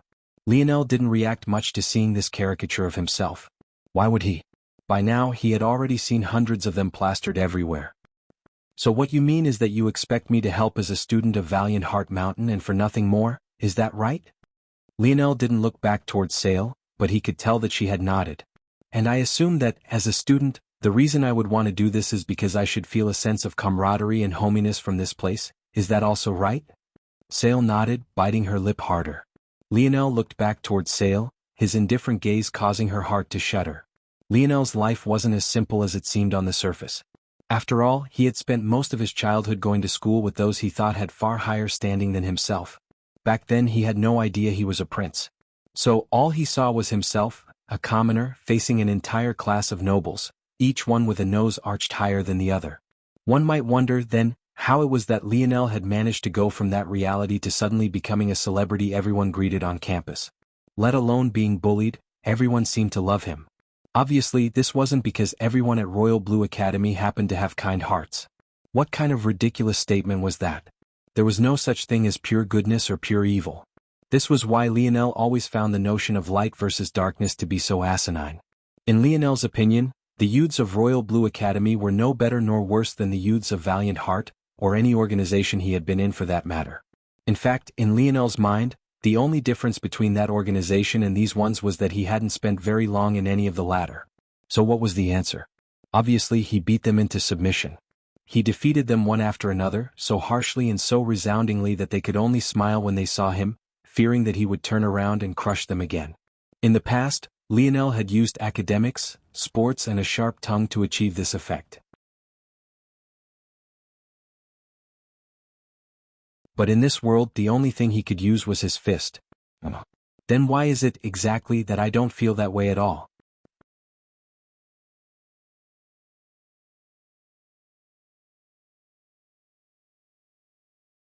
Chapter 633. Lionel's words made Sale feel as though she was sitting on pins and needles. She never thought that there'd be a day where she felt so uncomfortable in the face of a junior. The worst part was that Lionel didn't even seem to be trying to pressure her. He simply sat there asking a simple question. It was only at this moment that Sale understood that even though Lionel had no real connections with the Morales family, that didn't necessarily mean that he would make some with Valiant Heart Mountain. He had already made his stance clear multiple times already. He wasn't here for the sake of this organization. He was here for Aina and no one else. He didn't give a damn about anything other than her well-being. As for using Aina to pressure Lionel into doing something, sure, that might work. In fact, Sale was slightly worried that some fool would try to do exactly this. But ultimately, the action would be akin to shooting themselves in the foot, all in an attempt to take just one step forward. An organization was built on an expectation of mutual benefit. If they showed that they were willing to sacrifice talents so easily for the sake of their own goals, it wouldn't be long before they no longer had an organization to speak of at all. Lionel's meaning was as clear as crystal. What right did they have to ask anything of him when he'd received nothing but disrespect since the moment he stepped foot into this place? On top of that, they were actually trying to stop him from getting revenge too. There was something else that Lionel had said that made Sale realize that just because Lionel wasn't associated with the Morales family, it didn't also follow that he had no backing to speak of. Namely, that father he mentioned. Even if Lionel's family was from the lowest rung of the Morales family, it would still be more than enough to ride atop their heads with impunity. Sale felt stifled. She really couldn't allow Lionel to do as he pleased. If she did, there would be no law and order left in the organization. After a long while, she managed to organize her thoughts. I will make sure that all the posters are removed within the half hour. That's not enough, Lionel said plainly. Was that a joke? Did Sale think that she was doing him a favor by undoing something that shouldn't have been done in the first place? Then what then? He was supposed to graciously help her now? Let me finish, Sale said with an exasperated sigh. I can't allow you to rampage about as you please. But there are plenty of ways to get revenge that are above board and don't require breaking any rules, don't you think? You could join a peak and make your own faction. That way any battles that happen outside of the mountain range would be sanctioned, for example. Lionel's gaze remained placid as Sale tried to make an unappetizing suggestion seem palatable. He was supposed to patiently bide his time and wait? What? All to deal with Valiant Heart's red tape. No matter what it might seem like, Lionel wasn't a patient man when it came to certain things. If there was one character trait that he would always have, it was an unwillingness to lose. If this wasn't losing, then he didn't know what was. Seeing that Lionel was completely unimpressed by her suggestion, Sale bit the sides of her cheek, really not knowing what to say. Damn it, how had things gone this far?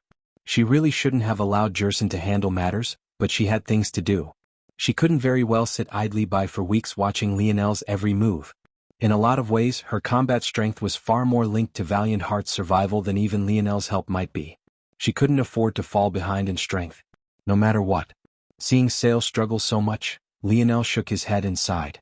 Feed me. Sale looked up in confusion. Feed me, Lionel repeated, picking up a menu from the table. Under Sale's stunned gaze, Lionel called in a waiter and ordered a feast that would easily feed 20 men. He didn't say a word even up until the point the food was prepared and brought over, and also didn't say anything as he began to gouge it all down. Sale's lip twitched. How much would this meal cost exactly?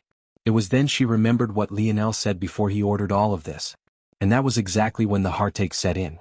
Lionel devoured the meal in what felt like a few minutes. Sale had no idea how he managed to do so without her being disgusted. But she didn't even consider this thought until Lionel was getting ready to leave. This wasn't as good as Anna's food. Lionel shook his head as he stood. It seemed that he had been spoiled. He had thought that such a high-end restaurant would be able to at least be close, but it seemed that girlfriend of his was more amazing than he knew. Lionel, please wait. Sale began to panic again. Even after watching Lionel eat all this time, she still didn't have any good answers. She bordered on shedding real tears at this point. She knew that if Lionel did as he pleased, the upper echelon wouldn't be able to stand by for long. At that point, to save space, they would at the very least expel him. If that happened, it would all be over. Please at least join a peak first. Lionel looked back towards Sale and raised an eyebrow. He looked her up and down as though he was observing a new species of animal he was fascinated by. And in truth he was. He found Sale to be quite curious indeed. You're too naive, don't you think? What peak do you think would accept me now? Sale froze.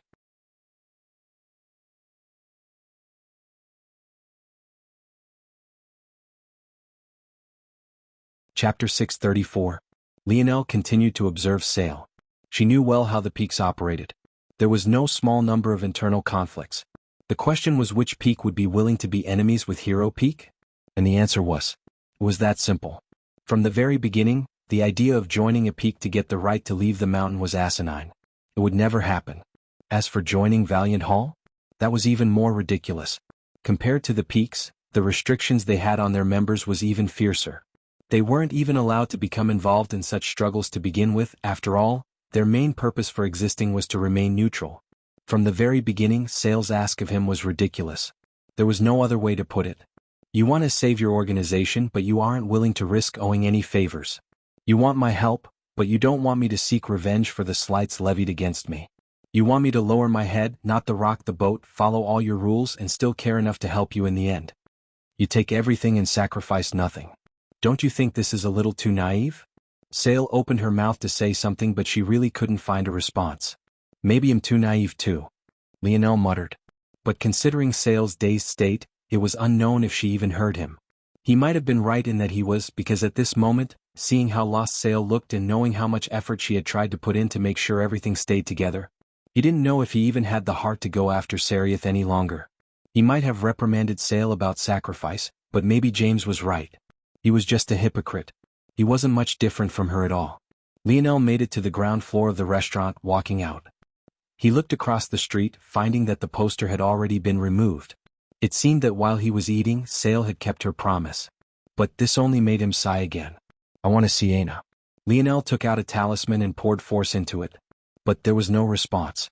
It seemed that Anna was still neck-deep in whatever training she had thrown herself into. Since that was the case, he'd leave her be for now. Remembering Anna, though, Lionel's gaze flashed with rage. He never cared much about what other people called him.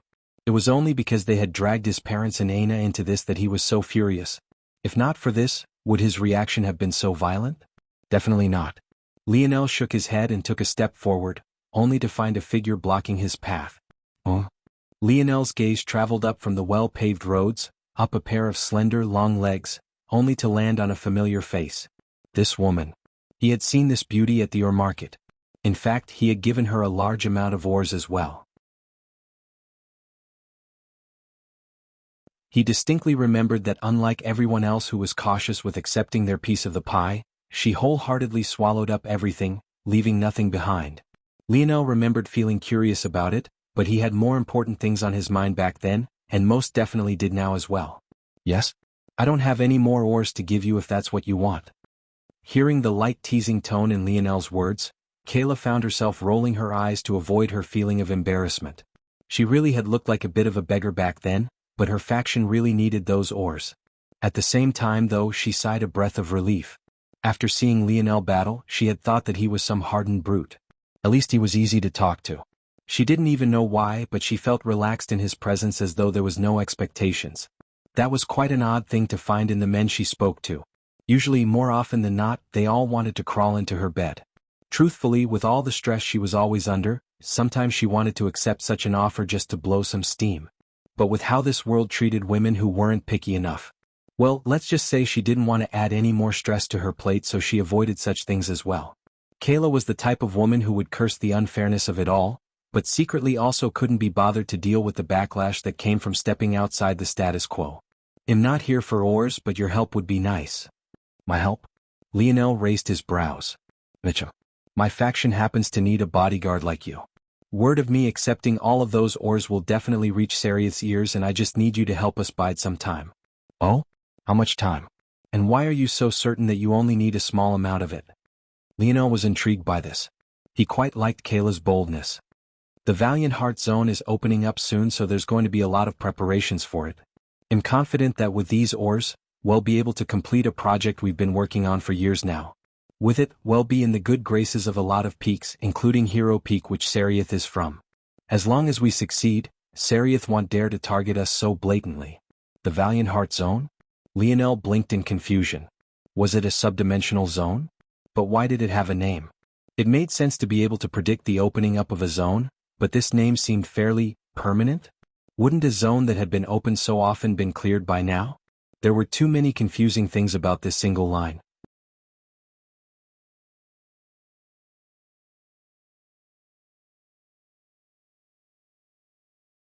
Chapter 635. What's this Valiant Heart Zone? Lionel asked. Oh, I keep forgetting you're a freshman. Kayla looked Lionel up and down as though observing some kind of extraterrestrial creature. The Valiant Heart Zone is the world the Valiant Pillars gate. It's a zone? Oh, yes and no. There are 4 types of zones: normal types, mythological types, variant types, and unique zones.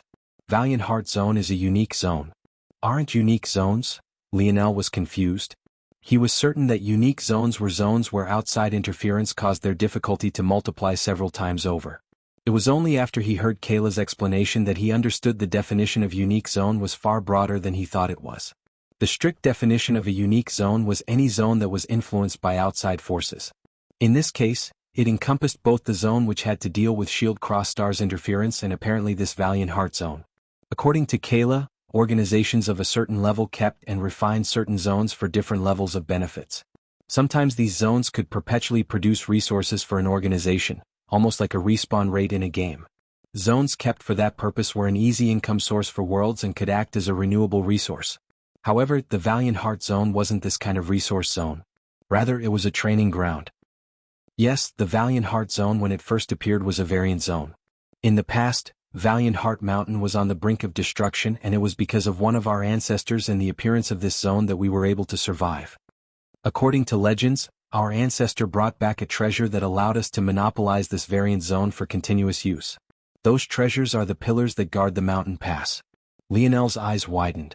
If he was a betting man, he would certainly put no small amount of money on the fact this ancestor was the very same one that Sale had mentioned. He didn't know what level of treasure it would take to claim a zone for yourself, let alone a variant zone which was known to have the greatest treasures. Kayla spoke of the treasures so simply, but wasn't she a crafter? Shouldn't she know how difficult it was to construct such a treasure? Lionel might not understand much about the dimensional verse, but what he did know about was force crafting. Any treasure on this level couldn't be from the 4th dimension. It was a surprise that Valiant Heart Mountain had lasted for so long, letting such a secret become common knowledge amongst its disciples. Or maybe, that was exactly the point. Are they using the prestige of the Morales family as a protective covering? Thinking to this point, Lionel almost wanted to laugh. He couldn't blame them. They gave up tens of thousands of their members for the right to use this shield of protection. But that only made things more ironic.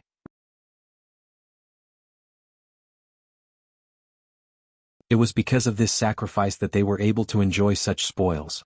And now what? They suddenly weren't willing anymore? Lionel felt that this was a matter that started at the head, this all-pervading cowardice. Valiant Heart Mountain was quite literally rotting from the inside out. The worst of them were so worried about holding on to their authority that they made enemies of freshmen for perceived slights despite supposedly being holy seniors.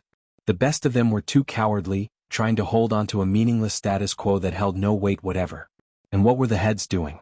Weren't they the exact same? In the blink of an eye, Lionel felt that he had completely grasped the weakness of Valiant Heart Mountain in an instant. All of this only confirmed the first of his thoughts. He had no intention of tying himself to this place. As for the so-called air trial, he had not a single intention in participating to begin with. But even if for some reason he changed his mind, this sort of weak, backboneless organization wouldn't even be on the list of allies he chose from. They thought too much of themselves. Of them all, this Kayla was the first one he had run across that was slightly better to look at. Obviously, this wasn't because of her looks, but rather because she didn't carry the same hypocrisy. Are you sure you want me to join? There's likely not a single peak that would take me in right now. And from what I can see, you're a part of Brave Peak. You sure your seniors would be okay with this? Kayla snorted. If they kick you out, they'll be kicking me out anyway. Plus, whether I'm part of a peak or not, my polished glass faction will exist no matter what. There are members from plenty of peaks in my faction. Crafters are too rare, so I couldn't afford to be stingy. I'm very open-minded, so it was never a problem. Kayla rubbed her nose slightly beneath Lionel's smiling gaze. All right. That's enough. Follow this senior of yours. It'll take you to see a world you never have before. Lionel had his wrist grabbed by an oddly firm and sturdy hand, especially since it was from a woman. Seems she's quite a decent force crafter. As Kayla was dragging Lionel around, another uproar was sweeping across Valiant Heart Mountain. News of a freshman defeating several sophomore-level white belts spread like wildfire, especially when it was learned that one of King of Or's captains, Nigmare, wasn't spared in the slightest. In fact, according to reports, he was defeated without even a chance to fight back. This news might as well have been like a ton of bricks slamming against the minds of seniors. However, this had only been the beginning. News of Valiant Hall removing all the Leo the Cuck posters posted around the city caused another uproar. Rumors that Lionel had joined Valiant Hall began to spread. It was then that the landscape completely shifted. Someone had spotted King of Ors, Sariath, returning to the organization.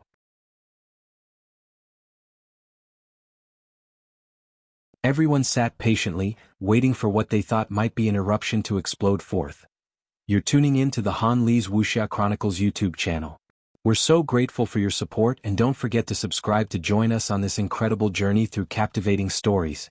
Your generosity through donations truly makes a world of difference, as it's the primary source of revenue that allows me to expand and enhance this channel for you. Thank you from the bottom of my heart for being a part of this adventure.